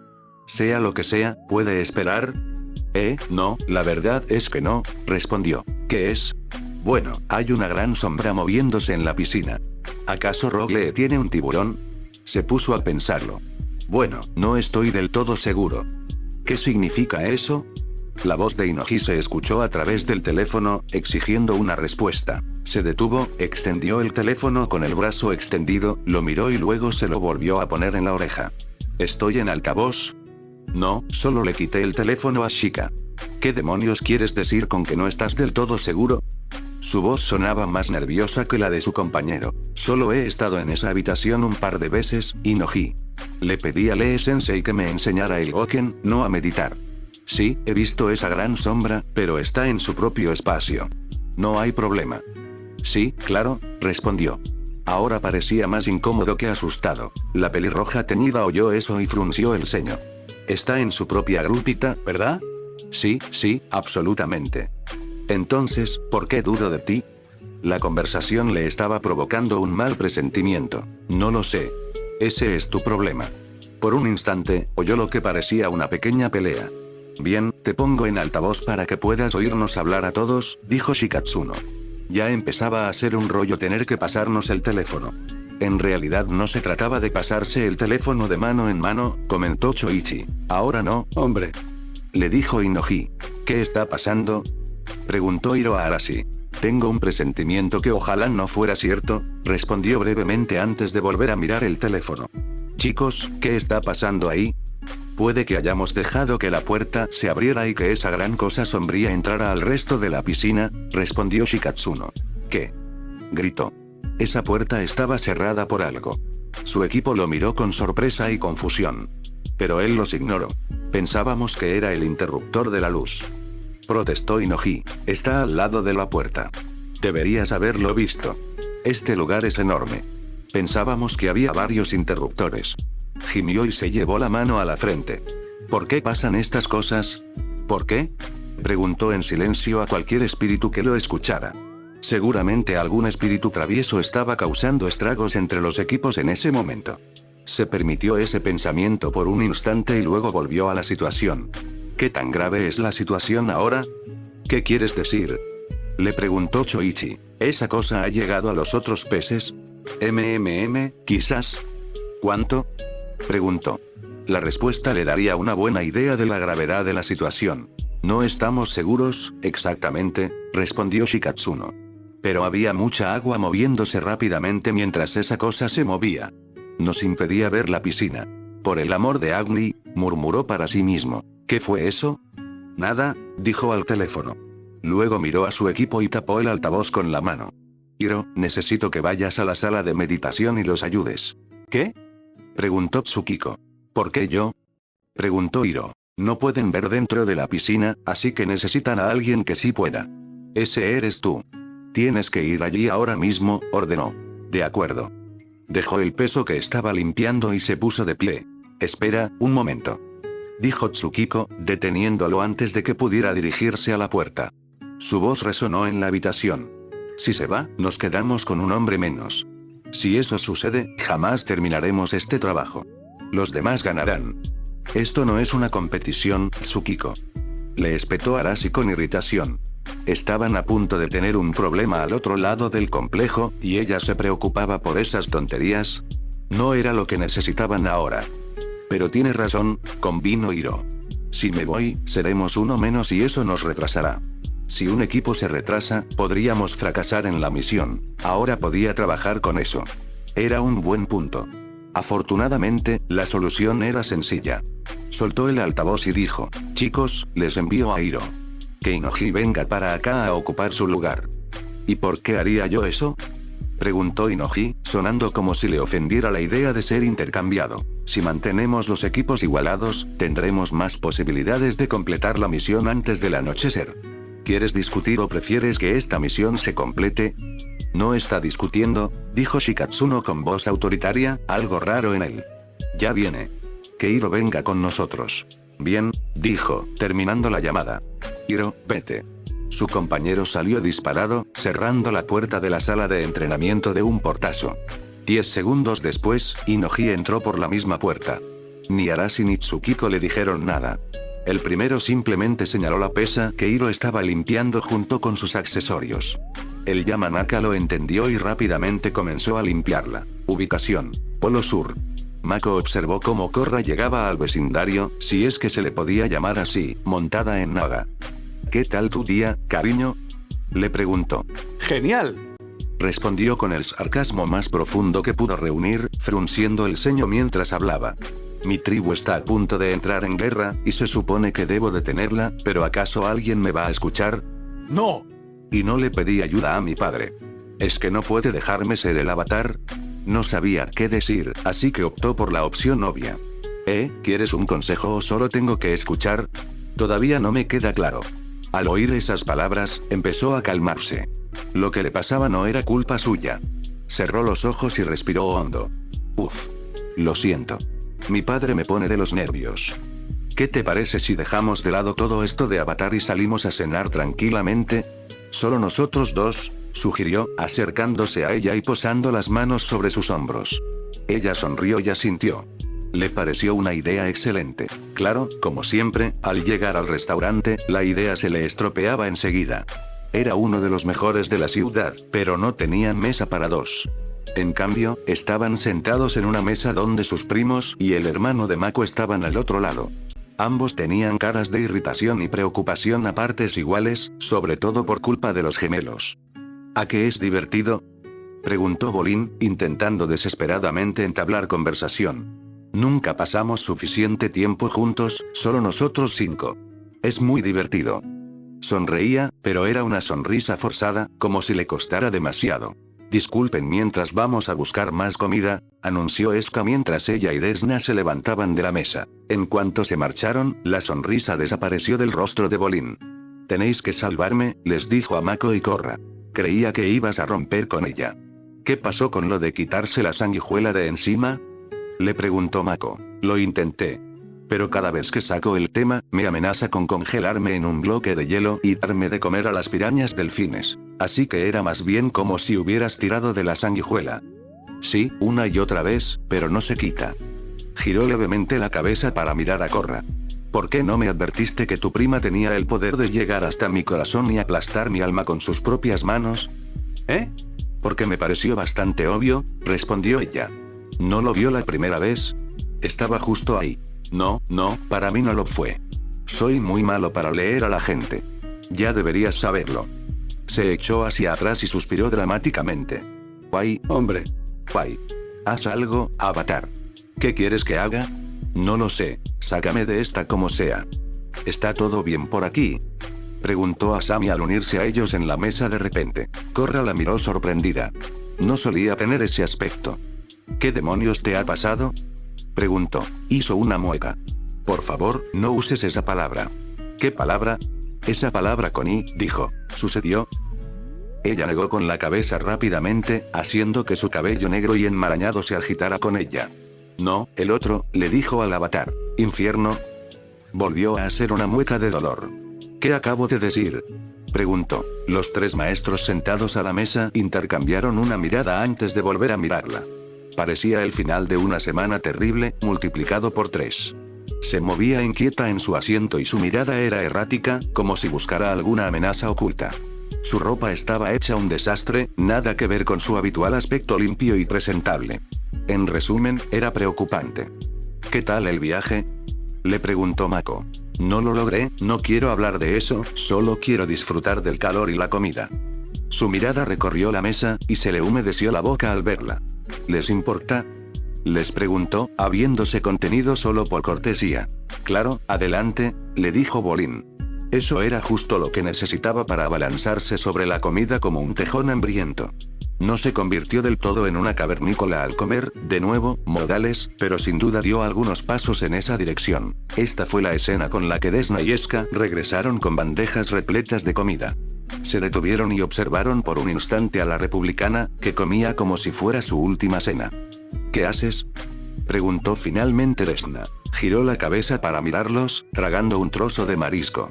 Comiendo, respondió secamente. Ya lo veo, dijo con su habitual expresión inexpresiva. Pero resulta que estás comiendo nuestra comida. Entonces no debí haberme ido así. Tras decir esto, volvió a la comida y reanudó su degustación. Bolin le dedicó una sonrisa de disculpa a su novia mientras Asami seguía comiendo, pero Eska no dijo nada. Ella y su hermano simplemente se sentaron a su lado, aunque mantuvieron la comida fuera de su alcance. Ubicación: Templo del Aire del Sur. Había caído la noche en las montañas, pero Iki seguía desaparecida. Tenshin y sus hermanos continuaban buscándola, guiándose ahora con la luz de una linterna. ¿Sabes? Esto me recuerda a una misión de búsqueda y rescate que dirigí hace años en las montañas a las afueras de Ba Sing Se, comentó Bumi mientras descendían por el sendero. Tenshin gimió. Aquí vamos de nuevo, dijo, mirando a su hermano. ¿Cuántas veces había escuchado esas historias de Bumi? Ya había decidido que demasiadas. Al principio eran divertidas e interesantes, luego viejas y aburridas, y finalmente irritantes. Pero, por supuesto, eso no impidió que su hermano contara la historia, con exagerados gestos de manos y brazos. Durante 5 días recorrimos aquella montaña infernal, luchando contra ventiscas, tormentas de arena y 3 tifones. Finalmente, encontramos a los hombres acurrucados en una cueva, al borde de la muerte. Sin tiempo que perder, cargué a los 12 pobres hombres sobre mi espalda y, yo solo, los llevé montaña abajo hasta ponerlos a salvo. Mientras escuchaba, Tenshin se irritaba cada vez más. Finalmente, estalló y se giró para mirarlo. ¿Y cómo se supone que eso nos va a ayudar a encontrar a Iki?, le espetó a su hermano. Se suponía que te inspiraría, respondió, sin mostrar el menor tono de ofensa. Claramente, no tienes ni idea de cómo ser un líder. Probablemente por eso el avatar te despidió. Kia los ignoró a ambos y siguió caminando. Estoy harto de tus historias descabelladas. ¿3 tifones?, preguntó retóricamente. Bueno, puede que haya añadido algún tifón extra para darle más dramatismo, pero... Dejen de discutir y traigan esa linterna, les dijo Kia a sus hermanos desde donde estaba, al final de un sendero que descendía. Encontré huellas. Olvidando su discusión, los hermanos corrieron hacia ella. Con la linterna iluminando el sendero, todos vieron el rastro de huellas. Eran sin duda del tamaño de Iki y se extendían hasta el final. El sendero serpenteaba alrededor de una poza alimentada por la cascada que rugía a sus espaldas. Vamos, les dijo Tenshin a sus hermanos, corriendo tras ellos. No, sígueme, dijo Bumi, de pie en el borde de la cascada, mirando las rocas que sobresalían del agua. Así bajaremos 50 veces más rápido. Saltó a la primera roca y comenzó a descender. Bumi, está completamente oscuro y las rocas están resbaladizas. Te vas a lastimar, le advirtió Kia. Parecía olvidar constantemente que no era un maestro. Vamos, cobardes. Si yo puedo hacerlo, para un par de benders no será problema, les gritó mientras se dirigía al borde de la cascada y seguía bajando a saltos. Esto no era nada para él. Había pasado por cosas peores desde June. Bien, dijo ella, poniendo los ojos en blanco ante sus payasadas. Se lanzó directamente a la cascada, doblándola para que la atrapara y la dejara caer como un ascensor. Tenshin, por su parte, descendió a su manera, saltando entre las rocas y usando la aire control para impulsarse de un lado a otro de la cascada hasta llegar abajo. Ambos adelantaron fácilmente a su hermano mayor, que aún estaba a mitad de camino entre las rocas. Al llegar a la base, lo miraron. Tenías razón, Bumi. Le gritó Kia. Eso fue más rápido. Según mis cálculos, al menos 50 veces más rápido, añadió Tenzin. Tanto él como Kia rieron entre dientes ante su pequeño juego de palabras. Ah, así que ahora Tenzin es el gracioso. Gruñó Bumi mientras los miraba reír. Se suponía que ese era su papel. Si necesitas un traslado aéreo, solo tienes que decirlo. Va, no necesito tu ayuda, le dijo a su hermano, volviéndose hacia la roca. Lo tengo todo bajo control. Pero al empezar a bajar, se le resbaló el agarre y comenzó a caer. Apenas tuvo tiempo de soltar un grito de sorpresa antes de caer, golpeándose la espalda contra la siguiente roca, atravesando el árbol de abajo y, finalmente, impactando de bruces contra el estanque. ¡Bumi! Gritó Tenzin, repentinamente preocupado por su hermano. Ubicación: Polo Sur. Tras la cita fallida, Korra montó a Naga de vuelta a su cabaña. Había sido un día largo, sobre todo porque a donde quiera que iba, ambas tribus la miraban como si debiera estar de su lado. ¿Por qué no entendían que intentaba mantenerse neutral? Bajó de la silla y entró en la cabaña, encontrándose con su madre esperándola en el sofá. ¿Te mandó papá a hablar conmigo?, preguntó, entrando del todo en la cabaña. Tu padre no sabe que estoy aquí, le dijo su madre mientras se acercaba y se sentaba a su lado. Korra, ¿qué pasa entre vosotras dos? Pregúntale a papá, dijo, sin siquiera intentar mirarla a los ojos. Era una conversación que no quería tener ni en ese momento ni nunca. Lo he intentado, pero no quiere hablar de ello. Cariño, me parte el corazón ver cómo nuestra familia se desmorona así. ¿Quieres saber qué ha estado pasando? Descubrí que papá me ha estado mintiendo toda la vida. Volteó la cabeza para mirar a su madre. Una lag me lo contó todo. Cómo papá, Lord Naruto y Tenzin me mantuvieron atrapada aquí abajo mientras entrenaba. Cómo desterraron a papá del norte. Al principio no dijo nada. Así que la verdad ha salido a la luz. ¿Lo sabías? Se sorprendió un poco, pero pensándolo bien, no debería haberse sorprendido. Sus padres eran muy abiertos el uno con el otro. Y tú nunca dijiste nada. Intentábamos mantener unida a nuestra familia, para darte una infancia normal. Nunca quise una infancia normal. Lo único que siempre quise ser fue el avatar. Desde que el loto blanco se le apareció cuando era niña y ella atravesó la pared. Pero su madre pensaba diferente. No, se suponía que debías tener una infancia normal. Es tradición que el nuevo avatar se revele cuando cumpla 16 años. Entonces, ¿por qué el loto blanco lo confirmó cuando era niña, después de llevarme al complejo? Había pasado un año, pero recordaba vívidamente aquel suceso. Se había preguntado por qué la habían sacado de su casa así, de repente, pero la curiosidad y la inquietud que la embargaban desaparecieron al instante cuando le dijeron que, en efecto, era la próxima avatar. Su madre miró al suelo. Hubo circunstancias especiales. ¿Cómo qué?, preguntó, sin obtener respuesta. ¿Ves? A esto me refiero. Todos me frenan, incluso mis propios padres. Una Lak es el único que cree en mí. Eso no es cierto, Korra, dijo su madre con un tono algo cortante, mirando a su hija. ¿No?, preguntó. Entonces, ¿por qué todo el mundo en el sur se vuelve contra mí, cuando lo único que intento es ayudarlos? Los problemas entre el norte y el sur comenzaron mucho antes de que nacieras. No puedes esperar solucionarlos en un día. Entonces debería quedarme de brazos cruzados y dejar que las tribus agua vayan a la guerra. No, pero esta situación podría estar fuera de tu control. Barrica ha estado tramando una rebelión contra una Lak. Le pidió a tu padre que se uniera, y Korra se puso de pie al instante al oír esas palabras. ¿Papá forma parte de una rebelión?, exigió. No, por supuesto que no, respondió ella. ¿Por qué Barrick fue alumno del abuelo en primer lugar? Aquello ya no tenía sentido para ella. Yo nunca se lo pregunté. Había cierta emoción en sus ojos al decir eso, pero Korra estaba demasiado irritada y enfadada con todo como para descifrar qué era. Mira, no quiero que te veas involucrada en esto. Es demasiado tarde, mamá, declaró. Ya estoy en medio de todo. Corrió hacia la puerta principal, apartando las cortinas para entrar. Sena se levantó y la siguió, deteniéndose en la puerta. Korra, gritó, pero su hija ya estaba montada en Naga y se alejaba a caballo. Ubicación: Konoha. ¿Cómo vamos?, preguntó Arashi por teléfono. Inoji y Hiro estaban trabajando en una barra de pesas aparte, limpiando y puliendo un extremo cada uno. Era la última del primer piso. El día no había transcurrido sin problemas para los equipos. Parecía que apenas pasaba una hora antes de que surgiera algún inconveniente que requiriera la intervención de todos. Por alguna razón, él había sido quien llamaba a todos y reorganizaba a la gente para solucionar los problemas. Si alguien intentaba protestar, lo callaba con un no protestes, solo hazlo. Puede que estemos bien, le dijo Tsukiko. ¿Qué significa eso? Yo no lo he visto personalmente, pero puede que estemos llegando al fondo del cubo de pintura. Reprimió el impulso de quejarse o frotarse la frente. No serviría de nada en esta situación. ¿Quién te ha dicho eso? Tsume lo hizo. Pásale el teléfono. Lo tienes. Oye, Tsume. Quiere hablar contigo. Ah. Exclamó sobresaltado, apartando el teléfono de la oreja. El sonido le hizo vibrar el tímpano y le sacudió la cabeza. Por un instante, le pareció que había perdido la audición en ese oído. Solo oía el silencio del timbre.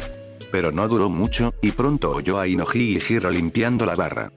No griten así al teléfono. Gritó. ¿Hipócrita? Preguntó ella. Continuó antes de que él pudiera decir nada. Aquí está Tsume. ¿Qué pasa, ahora sí?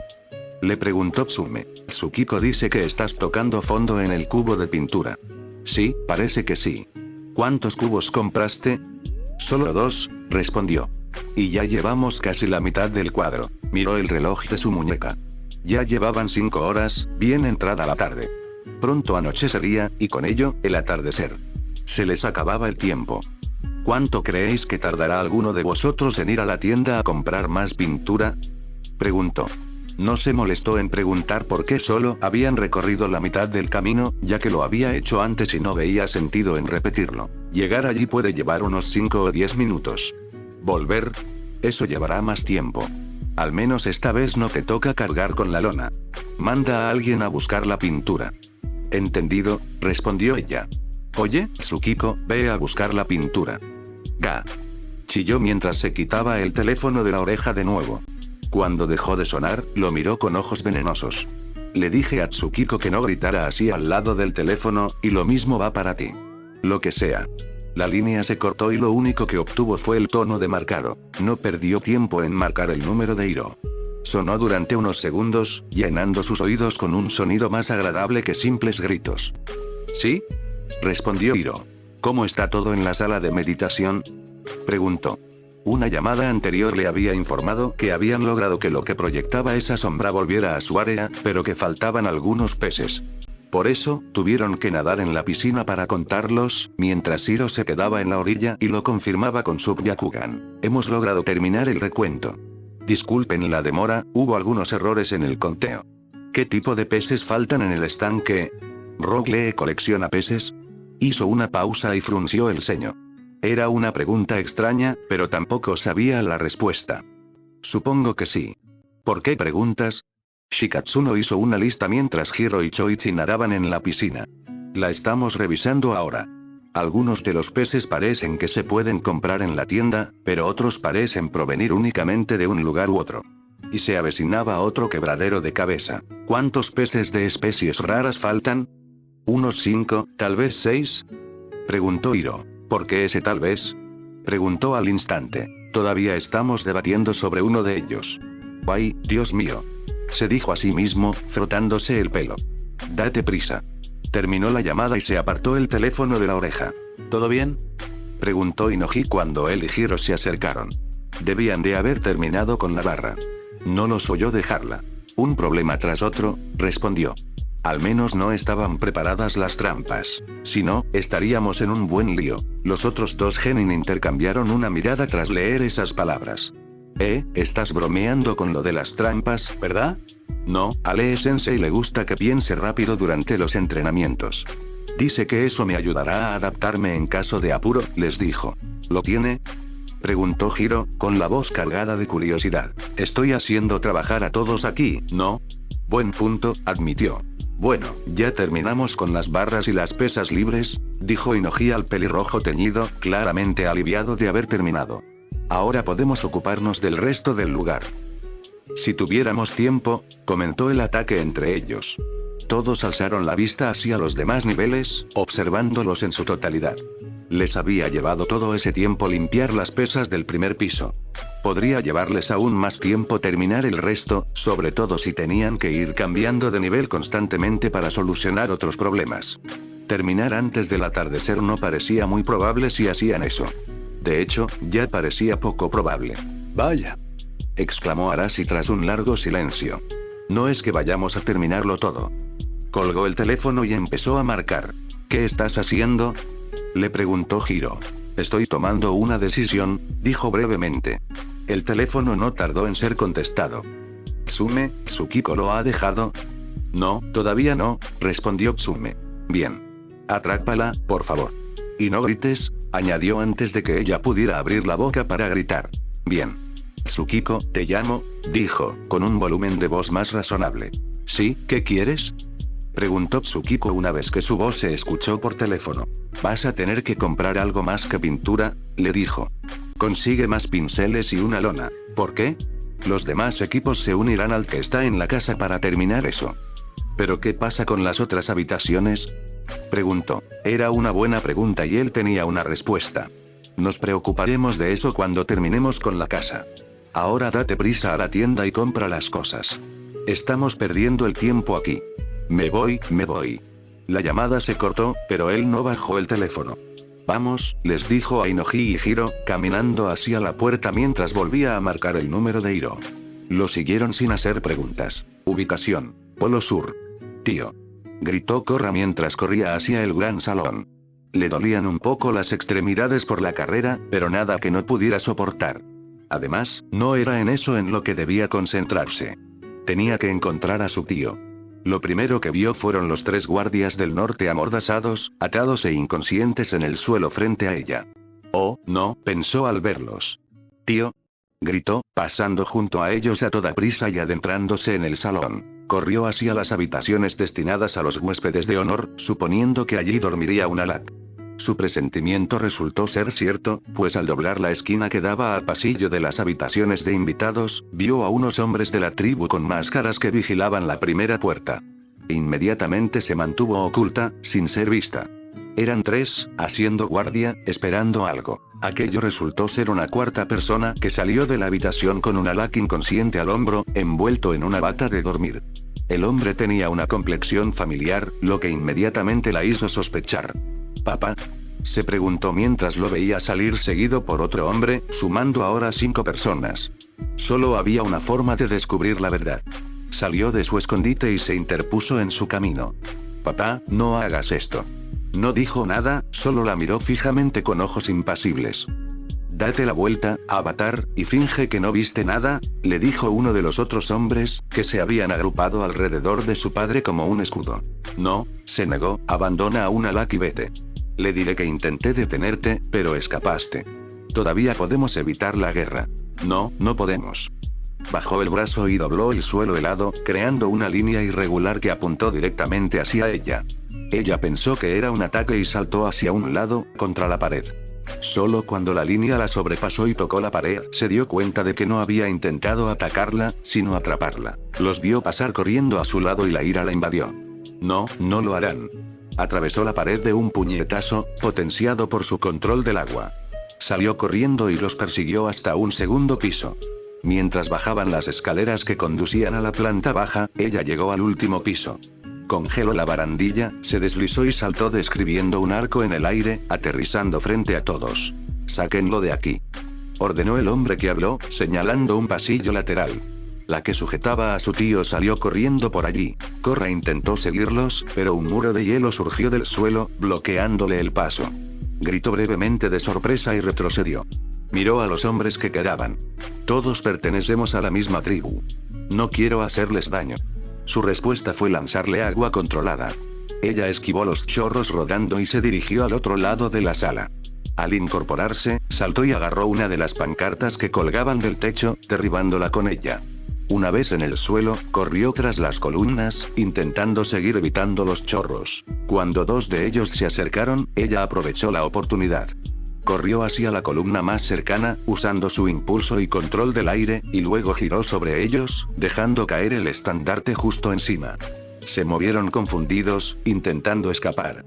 Pero Korra no se lo permitió. Aterrizó de pie y controló el aire para enrollar el estandarte a su alrededor, atrapándolos por completo. Quedaban 2 hombres. Ella se abalanzó sobre ellos y saltó entre ellos, esquivando todos sus chorros de agua.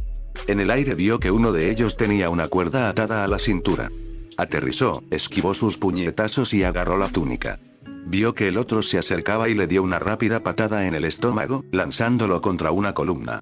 Cuando el primer hombre intentó golpearla, ella lo esquivó y lo ató con la cuerda. Giró sobre sí misma, intentando tomar impulso para llevarse al hombre con ella. Funcionó y pronto estaba en el aire. Poco después, lo estrelló contra una columna. Él se quedó aturdido mientras ella lo envolvía con la túnica y la ataba con un nudo rápido. Cuando salió corriendo a las escaleras, vio a su padre marcharse con una Lack en una moto de nieve. «Papá, para», gritó. Pero seguía alejándose. Bajó corriendo las escaleras y, al ver que no iba lo suficientemente rápido, saltó por encima del borde. Todavía podía ver la moto de nieve y la persiguió a pie. Al poco tiempo, empezó a sentirse sin aliento. Tanto correr y luchar comenzaba a pasarle factura. Tenía que parar ya. Por suerte, estaba lo suficientemente cerca para conseguirlo. Convirtió la nieve del suelo frente a ella en hielo, arqueándola en una curva pronunciada. Su padre no pudo cambiar de rumbo a tiempo. Vio cómo la moto de nieve subía por el hielo y luego volvía a caer al suelo. Corrió hacia el lugar del accidente, escuchando cómo el sonido de la máquina se apagaba en un lastimero gemido. Su padre comenzaba a incorporarse, quejándose de dolor cuando ella llegó a su lado. ¿Por qué hiciste esto, papá?, le preguntó mientras extendía la mano y quitaba el capó. Pero no era Tonrad quien estaba debajo, y la tomó por sorpresa. ¿Qué? ¿Quién eres? ¿Dónde está mi padre? No nos ayudaría. Es un traidor, igual que tú, le espetó. Habría respondido, preguntándole qué quería decir, si no hubiera visto que su tío comenzaba a despertar. Se acercó a él y se arrodilló a su lado. «Tío, ¿estás bien?» Él asintió. «Sí, Korra, estoy bien».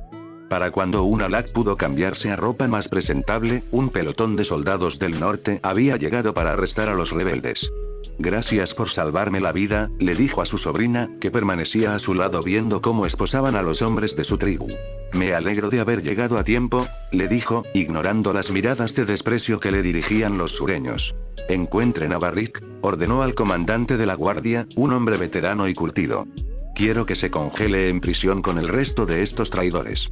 El comandante asintió. Los sureños fueron conducidos fuera. Korra vio esto y pudo prever lo que vendría después. «Espera, no puedes simplemente encerrarlos. Eso solo enfurecerá más al sur. ¿Quieres que queden libres?», le preguntó su tío, con el rostro y la voz adoptando el semblante adusto de un jefe. «No. Pero que sean juzgados por lo que hicieron. Todo ciudadano de la tribu Agua merece ese derecho», meditó la idea durante un largo segundo antes de que su rostro se suavizara. «Muy bien», asintió. «Respetaré los deseos del avatar en este asunto». «Gracias, tío», dijo con una sonrisa. «Ubicación: Templo del Aire del Sur».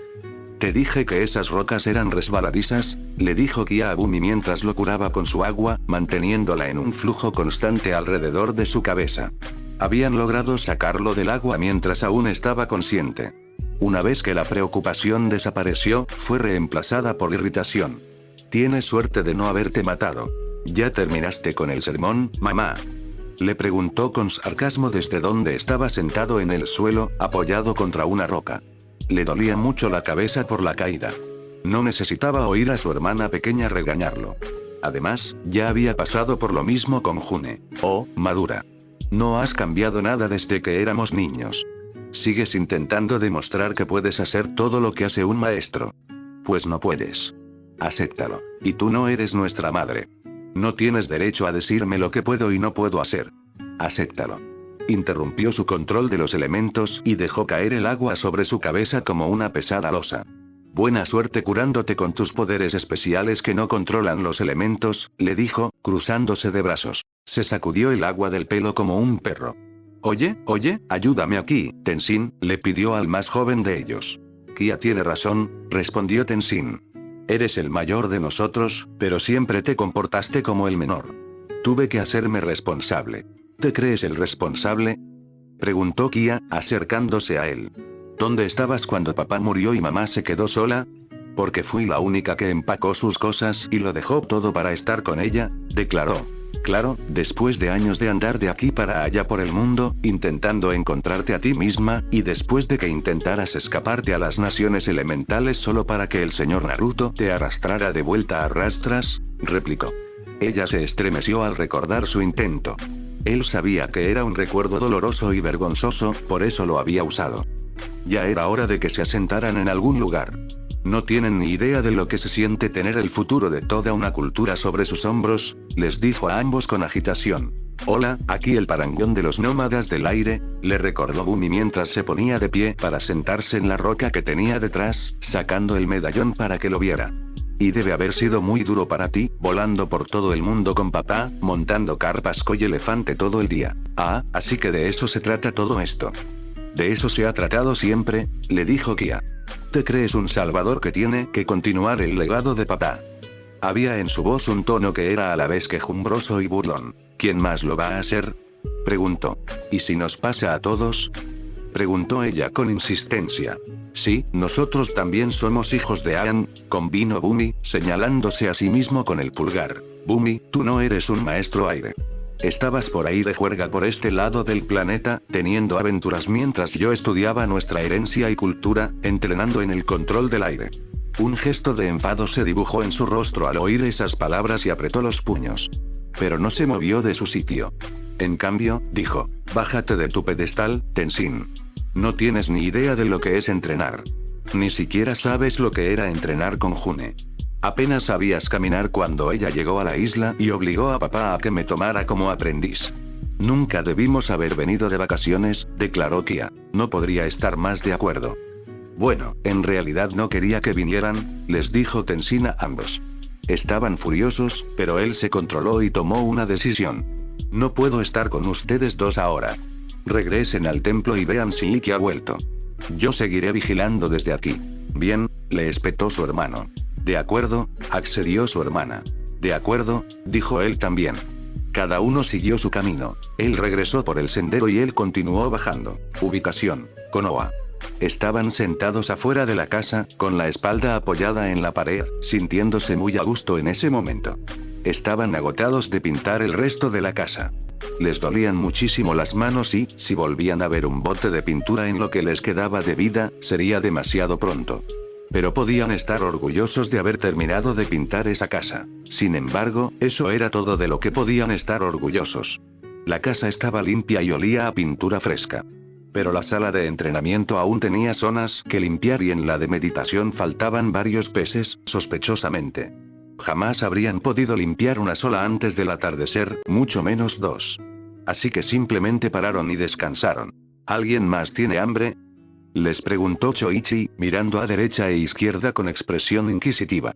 ¿Solo tú, Choichi?, le dijo Inoji desde donde había sentado a dos personas. En realidad, tengo un poco de hambre, dijo Tsume a su lado. Su cachorro ladró desde lo alto de su cabeza. Y Aoimaru también.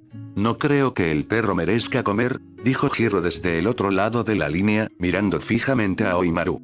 No ha hecho nada para ayudar hoy. Sí, lo hizo. No, no lo hizo. Sí, lo hizo. ¿No podrían ustedes dos no hacer eso?, les preguntó Tsukiko desde donde descansaba, a medio camino entre ellos. ¿Qué tal si simplemente le preguntamos por qué cree que el perro hizo algo para ayudar? De acuerdo, accedió Hiro a regañadientes. Tsume, ¿cómo crees que te ayudó Aoimaru hoy? Sencillo, se mantuvo al margen y no molestó a nadie que estuviera trabajando. Hemos estado trabajando y obedeciendo órdenes, creo que está funcionando. ¿No te parece?, preguntó con una gran sonrisa mientras Aoimaru ladraba en señal de aprobación. Te tiene agarrado ahí, le dijo Shikatsuno, sentándose justo a su lado. Lo sé. Creo que podemos afirmar que todos tenemos hambre, dijo Hiro, sentado casi en el centro exacto, pudiendo ver a todos los presentes con solo girar la cabeza. No lo soy, dijo Inoji. ¿Te comiste ese bocadillo? Claro que no tienes hambre, dijo Tsume, con un tono ligeramente acusatorio en la voz mientras lo miraba fijamente. En fin, continuó el Hyuga entre ellos, propongo que vayamos a cenar. El trabajo ya está hecho, mejor que comamos algo decente. Me parece bien, dijo Choichi con entusiasmo. Nadie se sorprendió. Quizás deban aferrarse a esa idea, les dijo Arashi a todos, mirando fijamente al frente. Está aquí. Todos se giraron para ver lo que él observaba y se pusieron de pie al instante, alisándose la ropa y tratando de verse más presentables. El pelirrojo teñido los observó y negó con la cabeza, divertido. Al hombre que se acercaba no le importaban las apariencias, sino el carácter. Lo había aprendido en su primera clase. Además, no entendía por qué se esforzaban tanto en verse bien. Lee Sensei lucía igual que siempre, con la túnica verde y las sandalias anticuadas que le había visto la primera vez. Su barba parecía estar un poco más arreglada y corta, cayéndole sobre el pecho en lugar de sobre el cinturón. Buenas noches a todos, les dijo al detenerse frente a su casa. Ya que están aquí, ¿puedo suponer que han completado la misión?, preguntó. Se miraron entre sí, con semblantes preocupados. Arashi era el único que parecía menos preocupado, y fue él quien respondió. No, no lo hicimos, Lee Sensei. Guardó silencio, mirándolos a todos con estoicismo. Ya veo. ¿Y por qué no pudieron completar la misión? No teníamos suficiente tiempo ni suficiente personal. Además, hubo algunos incidentes durante el trayecto que nos hicieron perder tiempo. ¿Qué hiciste al respecto? Tomé el mando y di órdenes a los demás equipos, intentando solucionar las situaciones enviando a alguien capacitado para ello y recibiendo a alguien a cambio. Pero al final, decidimos minimizar las pérdidas y terminar la casa.